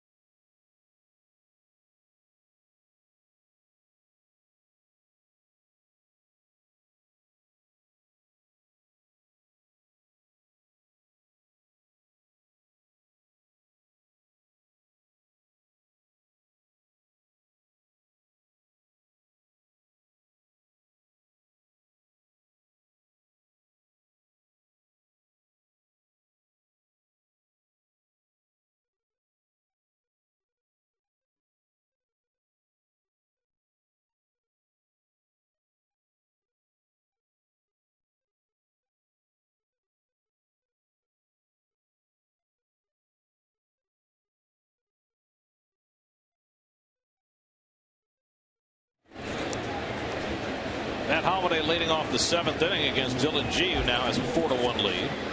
Holliday is 0 for 2. Robbed of a hit his first time up on a superb play by Justin Turner. Then bounced out to short in the 5th. Well, I tell you what, Mitchell Boggs up for the Cardinals. This is a game that Dylan G really needs right here. Get back on in his groove, Ronnie. Had a little bump on the road, his first bump on the road. It's a fine start for him. 7-0 to start the season. His last 4 starts before the break, though, 1-3 with a 6.35 ERA. You know, this is where you build kind of a groundswell of support from teammates. They give you a lead. What do you do to finish it off? 3-1 to Holliday. There's a strike on the outside, 3-2, with Berkman and Freeze to follow it. G, who has walked 2 tonight, has given up just 2 singles, and neither one of them was hard hit. One off his glove and one just past his glove. Holliday lifts one to right. Should be easy for Beltran. One away. Dylan with 82 pitches so far. Am I correct? You are, and that was pretty impressive there. Let him go 8. 3-2, 4-1 lead. This ballpark, you throw a fastball, you keep it down, and you give him a chance. Put the ball in play. Here's Lance Berkman. Well, if he can go 8 tonight and the score will remain the same, it would be the first chance for Terry Collins to roll out somebody as a closer since K-Rod was traded. He only gave the Mets a 1 since the deal at the All-Star break was an 11-2 rout. Now, that first series against the Phillies, Terry said that it was going to be Jason Isringhausen to close. But I don't know whether that's necessarily going to be the case tonight if an opportunity presents itself.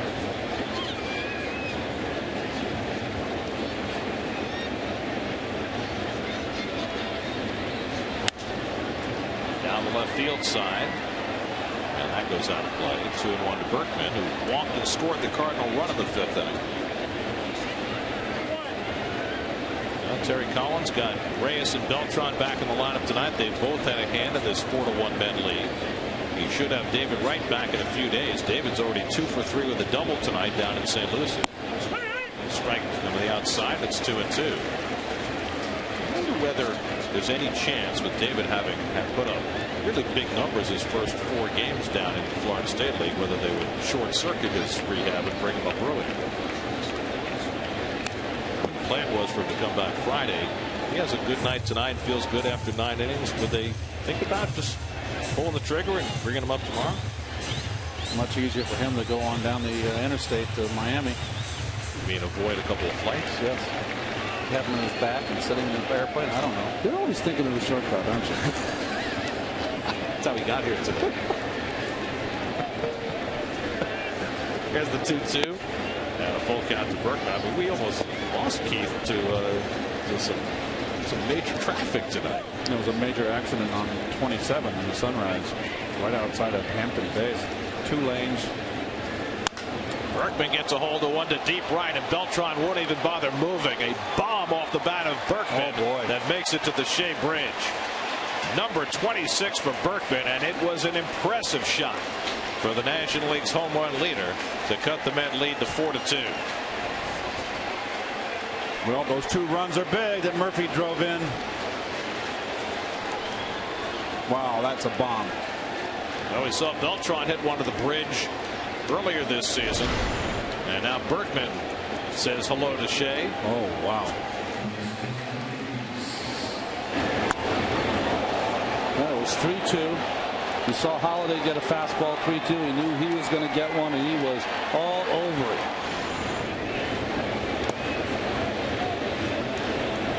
Now Berkman having himself a rejuvenated season.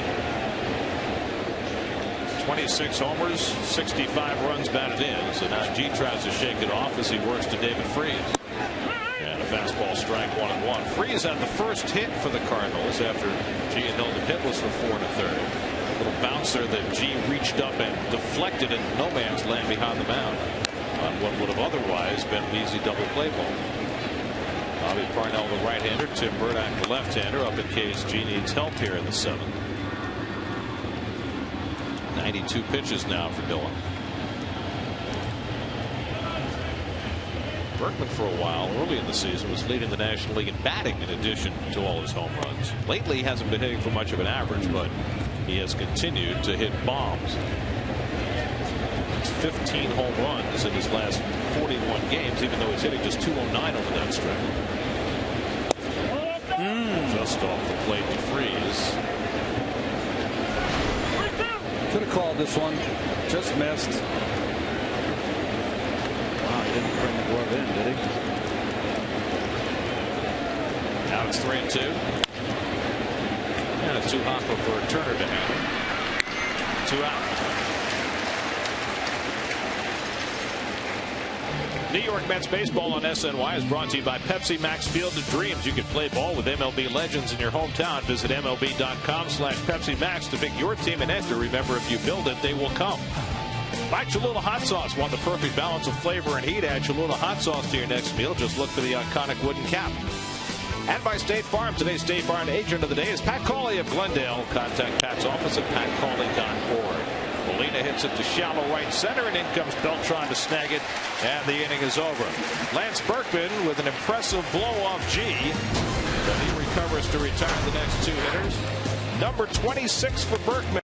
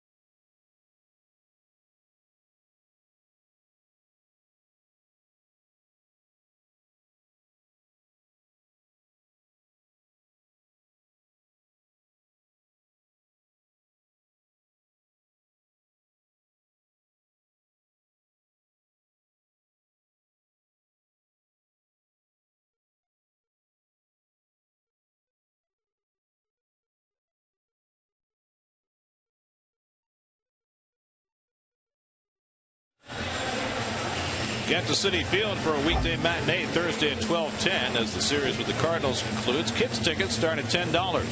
Visit Mets.com or call 718-507-TIXX for your tickets now. There are the pitchers for the remainder of the series, brought to you by Citi. R.A. Dickey goes tomorrow night against Kyle McClellan. We'll be sitting in the Pepsi porch. Then for that Thursday early day game, John Neese against the sinker baller Jake Westbrook. No. Last night, tomorrow night's starter and tonight's starter having a discussion. The youngster and the mentor. Nice to see. Jason Bay leads off against Mitchell Boggs as we go to the bottom of the 7th. Well, Mitchell Boggs has become an important part of that bullpen for Tony La Russa. See his numbers. 31st game this season. 61 games he appeared in last season.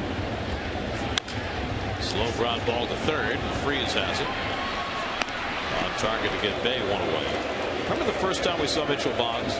He was working as a starting pitcher, and the Cardinals had a game where they had no bullpen available, and the Mets just pounded him early in the game. He gave up 11 runs and 10 hits, but he persevered through 6 innings because he had to.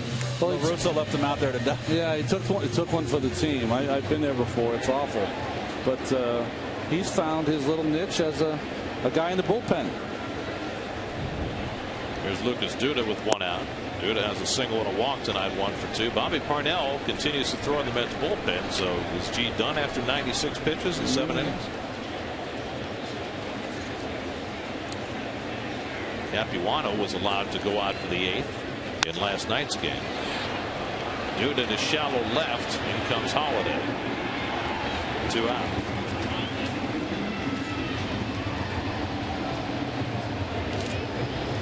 Let's answer our AT&T trivia question. We asked who's the only player in Mets history with a slugging percentage for a season above 600. Piazza, Hundley, Piazza. Twice. Of course. 1998. Well, he only played part of the season with the Mets in 98. Came over in the trade in May. So it doesn't count. But the one in 2000 does. Okay, yes. I'll give you that one.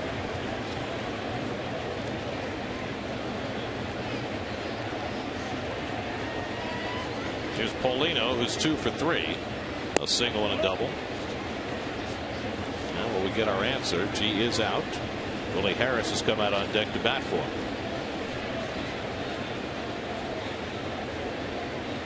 Willie's been very hot with the bat of late. Started games each of the last 2 days and had hits, 2 hits in each one. You see the smile on G's face. The last 2 starts, no smiles, but deserves one tonight. And you're probably asking yourself, boy, he looks pretty good. You'd think he'd go out there for the 8th. This is one of those young pitchers, rookie season, has had a couple of bad starts. Let's get him out while he's had a great day. And also you want now you've got Parnell out there, and you're giving Parnell a good look-see late in the ball game. A lot of things are being evaluated right now. So it would certainly appear as though the plan tonight is Parnell for the 8th and Isringhausen for the 9th. There you go. And that serves multiple purposes. Not the least of which is to showcase Isringhausen for a possible trade. I mean, if he shows that he can close a few games, that ups his value on the trade market now 12 days before the deadline.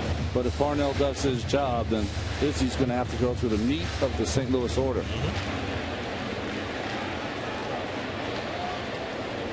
Might be a little extra adrenaline for Isringhausen too against the Cardinals.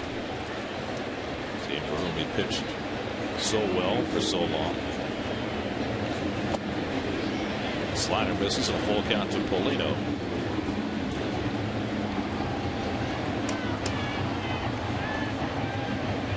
By the way, just for reference about that Mets slugging percentage, Piazza the only guy to slug 600. Pujols has done it 7 times. Paulino to shallow right center. Berkman diving, but he can't get that. And Paulino has his 3rd hit of the night. Well, that's a specialty with 2 strikes. The dunker into right center. Well, Berkman has made all the plays tonight, but he can't get this one. He's been playing a very, very shallow right field, and there's just no shot.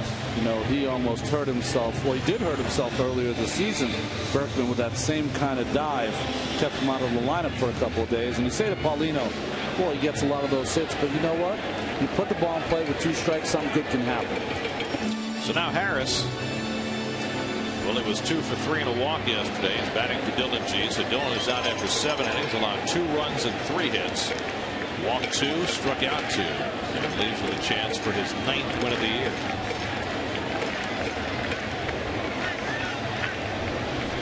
Harris hitting against his fellow Georgia native Boggs, and he hits one out to left field. Holiday back a few strides, and that retires the side. A hit and 1 left. Let's go to the bullpen for the 8th, trying to protect it for G. It's 4-2.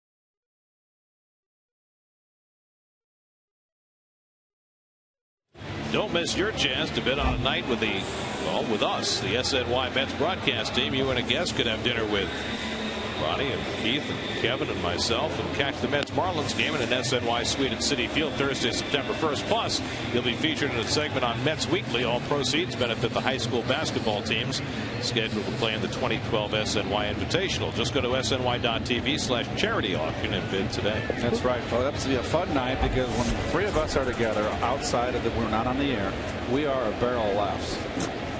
A barrel? Real? How about a tuna can, maybe? And by the way, who do we approach? We need to take the food can go up a notch. We're going to have to talk to someone. You might have to bring your own caterer. Okay.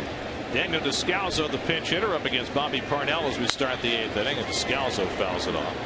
Descalzo batting for the pitcher in the 8-hole. Skip Schumacher on deck, and then Ryan Theriot. Trevor Miller up in the Cardinals bullpen. That's allowed the top of the order coming up in the bottom of the 8th. Lined over short, a base hit for Descalzo, and the Cardinals start to get it rolling here in the 8th.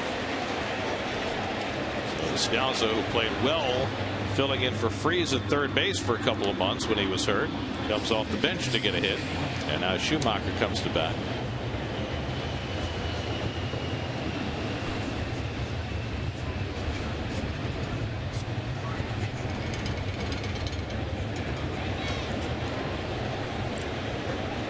By the way, I mentioned when we have that dinner that we're auctioning off on September 1st, it'll be the three of us. Kevin will be there too. Oh, good. But I don't know if you noticed this, but because Keith didn't notice it until last night, and Schumacher's hit with a pitch, and now the Cardinals have the tying runs on base. And Parnell gives up a single, and now a hit by pitch. You were saying about Kevin? I was saying Keith noticed last night that Kevin wasn't here. He's not here tonight. He hasn't been here for almost a week now. It's a vacation, right? Right. Kurt Gowdy gave him the week off. I don't believe it. I'm just making sure that Ronnie noticed because I know that you hadn't noticed. Kurt is getting soft, I can tell you. Easy going, kid. You're going to end up. You ever try to work $1.55? So Parnell has created a crisis for himself. Tying runs on base with nobody out. And Ryan Theriot, the batter. Terriot's gone 0 for 3. See if the Cardinals bunt with Theriot. You got a bunt here, huh? Well, they say don't play for the tie on the road, but the bunt is playing for the tie on the road. Theriot is not exactly a Bert Campaneris up there, as we were alluding to earlier, or Jose Reyes. I would bunt with your 2 and 3 hitters coming up. King Albert. There's the infield right there. The Mets think he's going to bunt. Oh, he's bunting on the first pitch. Murphy flashes signs to the infield. Yeah, late signs here for Parnell. He was ready to deliver to the plate. He's in his own zone. He last pitched on Saturday. Struck out a couple against the Phillies. Ball and a strike to Theriot. That game Saturday, very interesting. He came on with a big lead in the 8th inning. Walked the first man to face him, Utley. And Dan Warthen went immediately to the mound. I think it's the first time I've ever seen that with Dan, going to the mound after one bad at bat. And Parnell then got the next 3 guys out.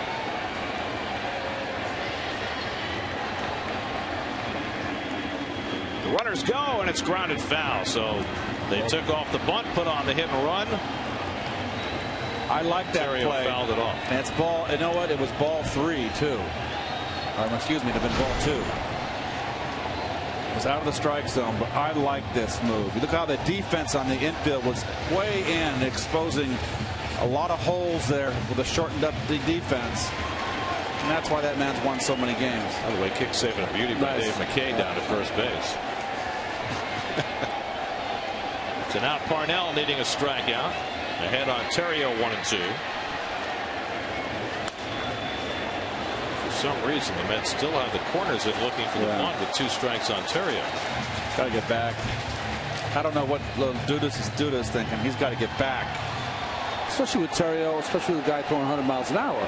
There you go. Someone spotted it. That's it. Get back. Again, the 1-2. And he strikes him out with a slider. So a big first down for Parnell. 1 down in the 8th. Let's check in with Chris Carlin for a New York State Smokers Quit Line game break.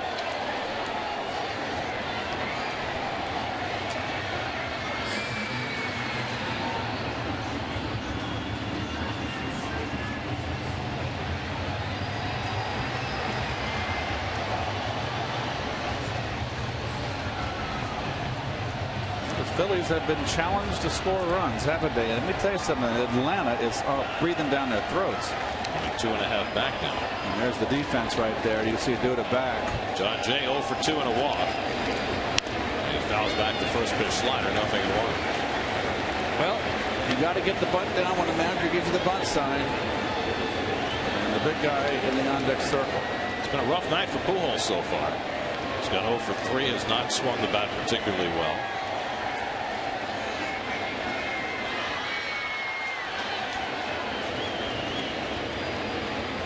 For Parnell, and Jay takes another slider, 1-1. Pujols, one of those few guys that could be 0 for 20. When he comes to bat, you just think it's that time.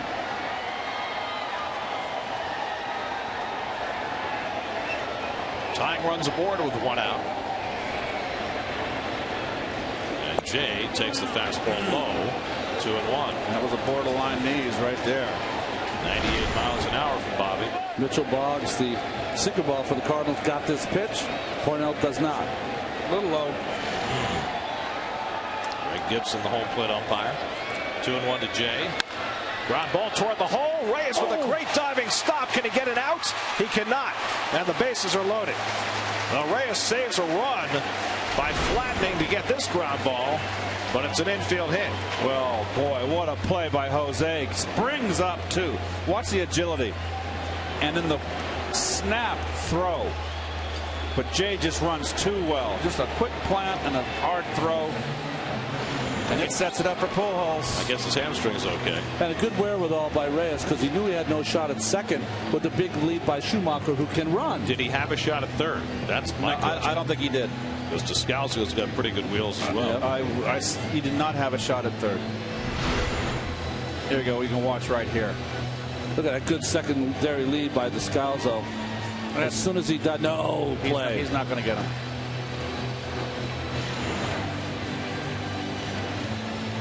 So now bases loaded, 1 out. Tying runs are in scoring position. The potential go-ahead run is at first, and it's Pujols coming to the plate. Pujols has been behind fastball by G all night long. Now you're adding 5-6 miles an hour. The slider over that middle of the plate is the pitch that Parnell's got to stay away from.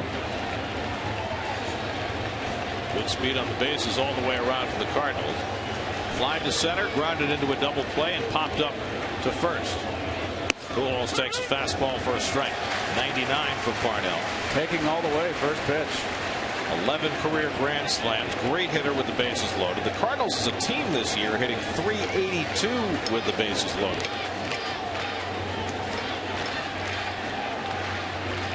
He's had 2 career at bats against Parnell. 0 for 2.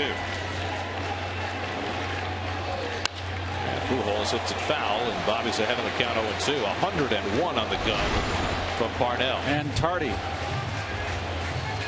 Terry Collins was talking about the other day. He said when it gets to triple digits, everybody on both benches notices. Yeah.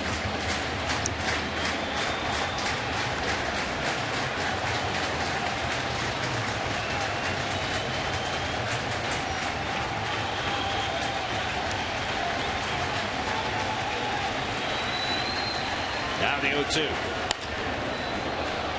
A very defensive swing right there.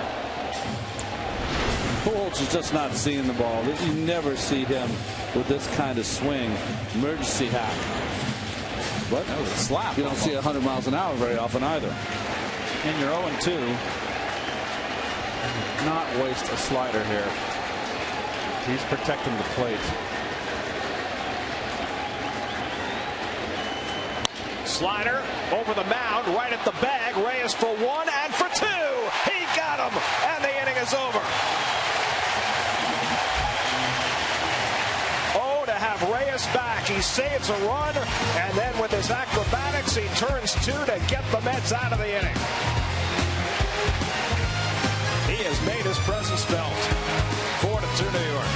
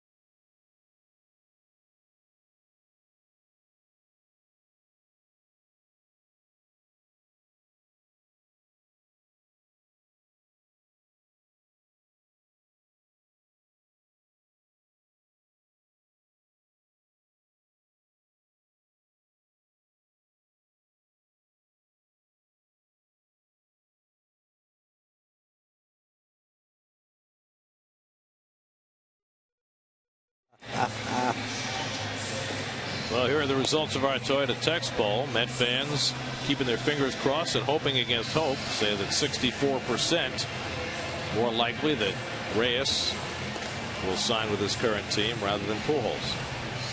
So you're saying this is a little slanted because of the saying that Met fans are hoping that that's the case. And maybe they're right. Okay. Certainly, we all hope they're right. Yes, absolutely. Trevor Miller takes over for the Cardinals in the bottom of the 8th to face Reyes. Veteran Miller will turn around Reyes, who's 1 for 4 tonight.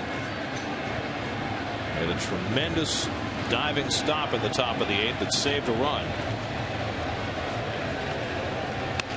Hits one toward the hole, and that's a base hit. Reyes has a multiple hit game, his first time back from the DL. 44th multiple hit game this season. Well, what a year he is having. And Gary, you said it and put the exclamation point over the last inning. He's a part of the first 2 runs in the 5th. The Mets got went ahead 2-1, leading off with a single. Another multi-hit game, a great defensive play, saving a run. Last inning, boy, oh boy. Well, think about it this way. It's almost the same ball hit by Jay in the hole that Reyes was able to get to stop a run. Same ball he hit there. Terrio not able to get to it. Miller will leave after throwing 1 pitch, and they'll bring in the hard-throwing right-hander Jason Mott to face Justin Turner. Mets trying to expand on a 4-2 lead in the bottom of the 8th. We'll be right back.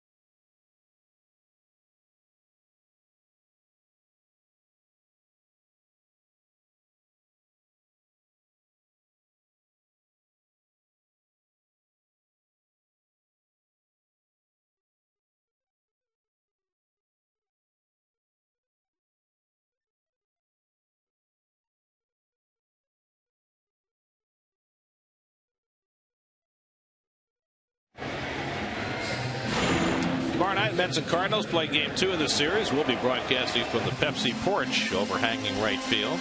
R.A. Dickey against Kyle McClellan tomorrow night. Coverage begins at 6:30 tomorrow night right here on SNY. Well, the former catcher in college at Iona, Jason Mott, 41 games already this season, 125 the past 2 seasons for the Cardinals. He is their Bobby Parnell, can throw 100 miles an hour. Justin Turner up. Let's see if he's asked to bunt. Reyes at first base, and Turner set to swing. Takes outside for ball 1. 96 from Mott to start him off. Now Jason Isringhausen, who will be bidding if the Mets don't score 2 more runs for his first save since 2008. Getting ready in the bullpen. Reyes 30 steals this year, second in the National League.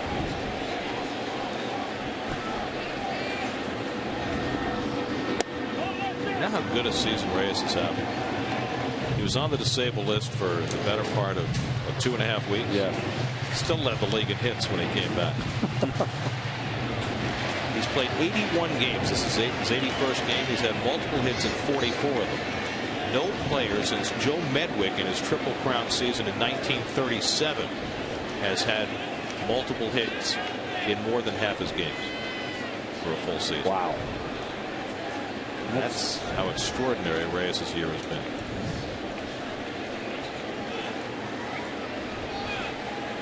And he hit the ground running tonight. Bob throws a strike, 2-1. That was the ultimate test here, right? Reyes is thinking of stealing. He's going against a pitcher who throws 95 plus. And Molina, if you put him on the gun, he probably throws 95 plus. He's thrown out over 40% of the runners that try to steal against Yadier in his career. Astounding numbers. Only 27% though this year. There's been one steal against Mott this season in 2 tries. That's an extraordinary number.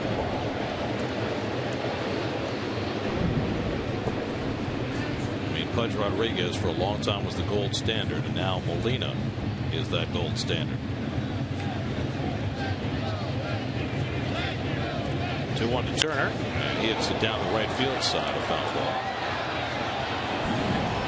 2-2. Well, congratulations to Josh Coley and his wife Catherine. They welcomed their first child, son Camden, into the world tonight. Camdon. Cool, nice name. He'll be called Cam his whole life. I read that wrong. En. Sorry about that. Cam. It's a good name. Probably more Camden, South Carolina than Camden, New Jersey. That's right. Camden Park Field, whatever it's called, in Baltimore. Camden Yards. Yes. Now it's Camden Tolley. So congratulations to Josh and Catherine. Josh said he was only going to stay away for the one day. We'll see whether he'll be able to live up to that. I think Catherine has a lot to say about that. That's exactly what I was thinking. 3-2 to Turner with Reyes at first and nobody out. Let's see if he runs. He does, and Turner fouls it off. It's interesting watching Mott pitch. This is a former catcher, and he throws like a catcher. Oh, you know, he was highly ranked as a collegiate catcher, and you're right.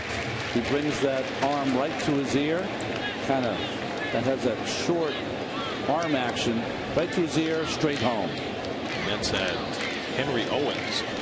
Remember who they traded to Florida? Who was a former catcher, threw the same way. Another guy who threw hard. Reyes was running on the first 3-2 pitch, and so Mott checks in on him. We certainly have to say, watching Reyes in all facets of the game tonight, that he certainly seems perfectly healthy. Yeah, he hasn't missed a beat. No restrictions.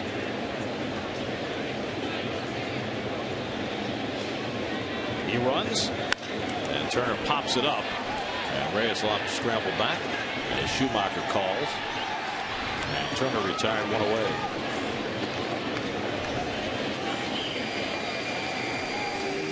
So 1 out and 1 on. Here's your Dunkin' Donuts around the majors for tonight. The Pirates, first place in the National League Central. Great pitching from James McDonald tonight, and they lead the Reds 1-0 in the 8th. Troy Tulowitzki gets the Rockies off to a fast start. 3-run homer off Brandon Beachy in the first inning, and the Rockies up 3-0 in the second. Robinson Cano a 2-run homer as the Yankees in front of Tampa Bay 2-1 in the 7th. He was the home run derby champion. So he hasn't lost his batting stroke. Beltran's been aboard 4 straight times tonight. 2 doubles, 2 walks, all of that against Kyle Loesch, whom he owns. Now he'll face Jason Mott. So Beltran coming back from 3 days on the sidelines has hit the ground running as well. That's got both Reyes and Beltran back tonight, and they have been big contributors. Check swing, and he went around 1-1.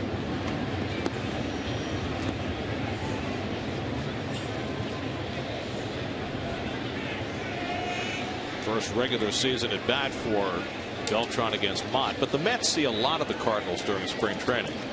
Being just half an hour down the road, St. Lucie to Jupiter. And there's not that many teams on the East Coast anymore.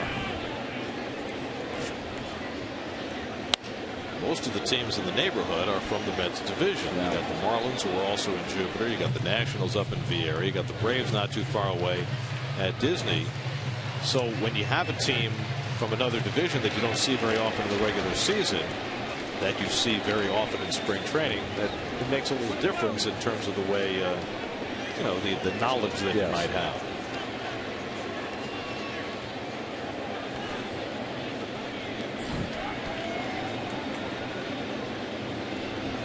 One and two to Carlos. Reyes gets back easily. There used to be a day when you were on the East Coast, sorry, West Coast with the Mets, that you would try to avoid your pitchers pitching against certain teams in your division, but no longer can do that. Well, the Mets tried that right at the end of the spring. If you recall, Pelfrey was slotted to face the Marlins his last spring start, but they pitched him in a minor league game because he was going to pitch opening night against them. It didn't really help. Now, if they could have found a way to kidnap Josh Johnson, that would have helped. Night, that would have worked. 2-2 now to Beltran. Molina moves away, and Beltran hits one the other way. So Carlos Beltran on base for the 5th straight time, 3 for 3 with a couple of walks. And the Mets have 2 men on in the 8th. The Mets have 14 hits tonight. And you think those 2 guys right there on first and second have anything to do with it?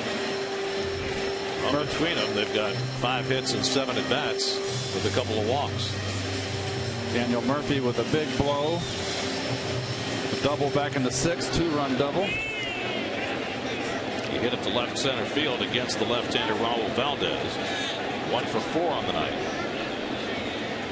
Mets have left 11 runners on base, 4 runs on 14 hits.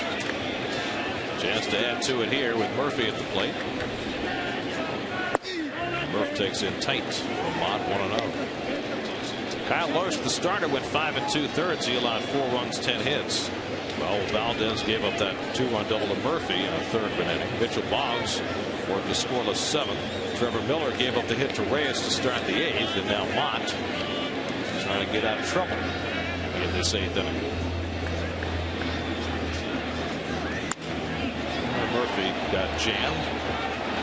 Berkman is there. 2 out.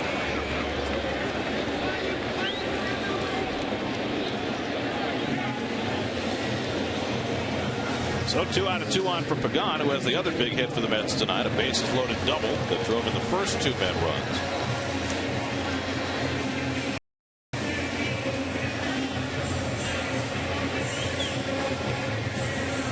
Looking ahead to the 9th inning, the Cardinals will have Holiday, Berkman, and Freese coming up, with Jason Isringhausen getting ready to face his old team and look for his first save in nearly 3 years.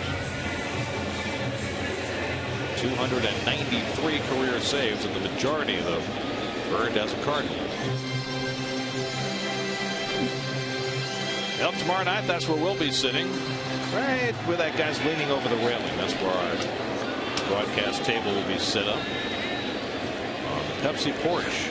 It'll be fun watching the game from a very different perspective.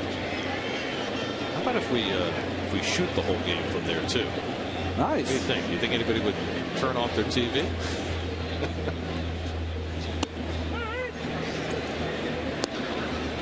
We could put, we could put our high home cameraman Al out of business. Shoot. Well, I always shoot thought from right field. I always thought camera 2 was very overrated. There's Big Al. He's a gem, isn't he?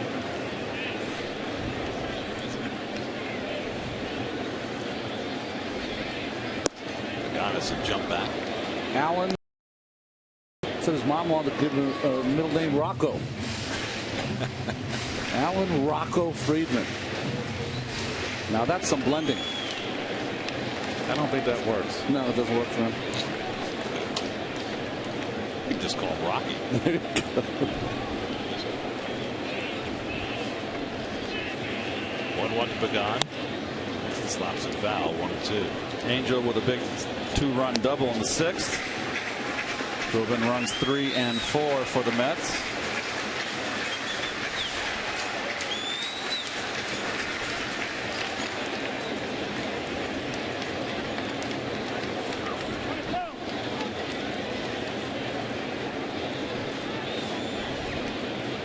remember Mott used to always wear some spectacles when he pitched the last couple of seasons, but no more. Now the 1-2. Broken bat. Tough play for Freeze. He'll go to second with it and get the force play there to end the inning.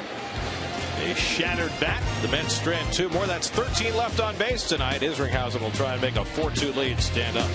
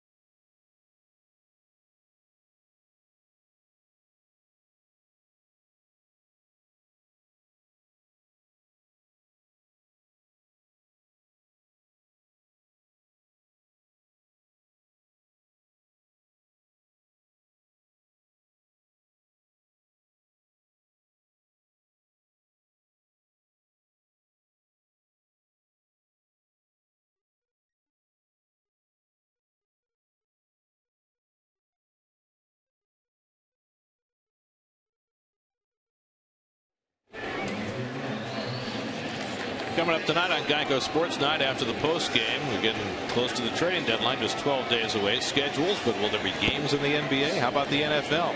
All coming up tonight on Geico Sports Night. It's like lockout talk every night. Jason Isringhausen, 293 career saves, 217 of them as a St. Louis Cardinal. Well, you see Izzy's numbers going for his first save since 2008. And Matt Holliday takes the strike. Holliday is 0 for 3. Robbed of a hit by Turner back in the second. Since then, has grounded to short and flying to right. It'll be Holliday, Berkman, and Freeze against Isringhausen. First save opportunity for the Mets since the trade of Francisco Rodriguez, and the curveball gets him a nice, easy comebacker from Holliday. And Izzy's got its first down. Let's check in with the studio. Chris Carlin and Bobby Ojeda standing by to give you a preview of Lincoln post-game live.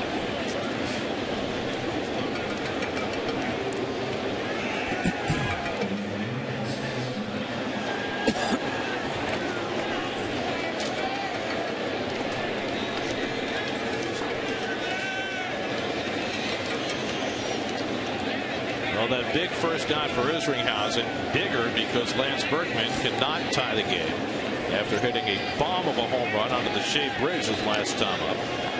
He's also walked. He scored the only 2 Cardinal runs, and he bluffs a bunt with Murphy playing way back at third base. Well, that was interesting. Before, he didn't like that pitch call for a strike either. David Freeze on deck. Before the pitch came, he took a peek at Murph, saw Murph was back there, knows that he can't. They need a base runner. Berkman doesn't run like he used to. There was a time when he had a lot of speed. Oh, good curveball. Izzy looking sharp, ahead 0-2. Isringhausen pitched night before last. It was his first outing in 11 days. And he gave up a hit and a walk before striking out his last 2 hitters. Now in a save situation, looking for his first in nearly 3 years. 0-2 to Berkman. 1-2 with Freeze on deck. Jason Isringhausen started his career as a starting pitcher with the Mets in 1995. The Mets used him out of the bullpen his last year in New York in '99, just briefly, and he got one save as a Met, his first save in '99 before he was traded to the Oakland A's. Turner playing deep, throws out Berkman by a stride, and there are 2 away. And then in Oakland, Izzy became a renowned closer, saved over 30 games 3 straight years, moved on to St. Louis as a free. He had great years with the Cardinals, including a 47 save season in 2004. He led the league that year. So the Cardinals down to their final out, and David Freese the batter. Freese an infield hit in 3 at bats. The Cardinals have had just 5 hits tonight. Isringhausen trying to close it for Dylan G. And Freese gets frozen. That is not how you get away with a ball. Wow. He almost ducked into it. He didn't even move. Are you crazy? Guys just don't anticipate balls up and in. Don't react well to them.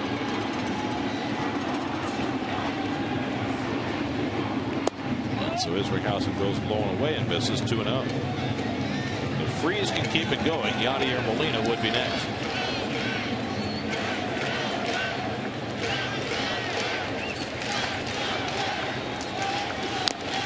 Freese just got a piece of that. Why is swinging 2-0 down by 2 runs? Makes no sense. You're going to try to get on any way you can. Izzy, of course, was hurt for Tony La Russa's team in 2006, which opened the way for them to put the rookie Adam Wainwright as the closer, and all Met fans know how that turned out. Heard that kid had a pretty good curve. Yeah, he was pretty good. 2-1 to Freese with 2 out and nobody on. And as he pours one over the inside corner, and now he's a strike away. Boy, that was a good call for Izzy to get. Ball ran back inside and down. Nice job by the catcher, Paulino, holding that ball up, keeping it in the strike zone.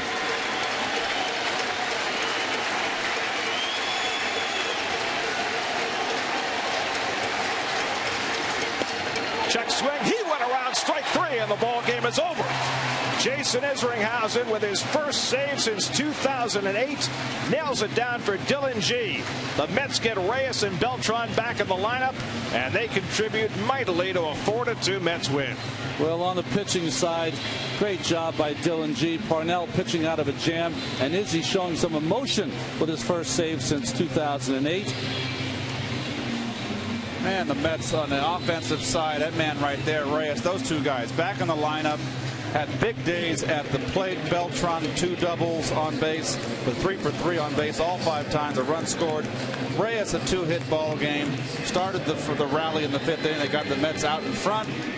All in all, offensively, the Mets had 14 hits. Murphy got a big one, and Lance Berkman got a home run, his 26th. He leads the National League. Murphy and Pagan each with 2-run doubles to get the runs home. Dylan G with a terrific bounce-back performance after his struggles before the break. As you look at the New York Community Bank game summary, and Isringhausen putting on the finishing touches with a 1-2-3 ninth to get the Mets back to 500 for the season. Just their 2nd win in their last 7 games. Mets win it 4-2 over the Cardinals. Back with more from Citi Field in just a moment.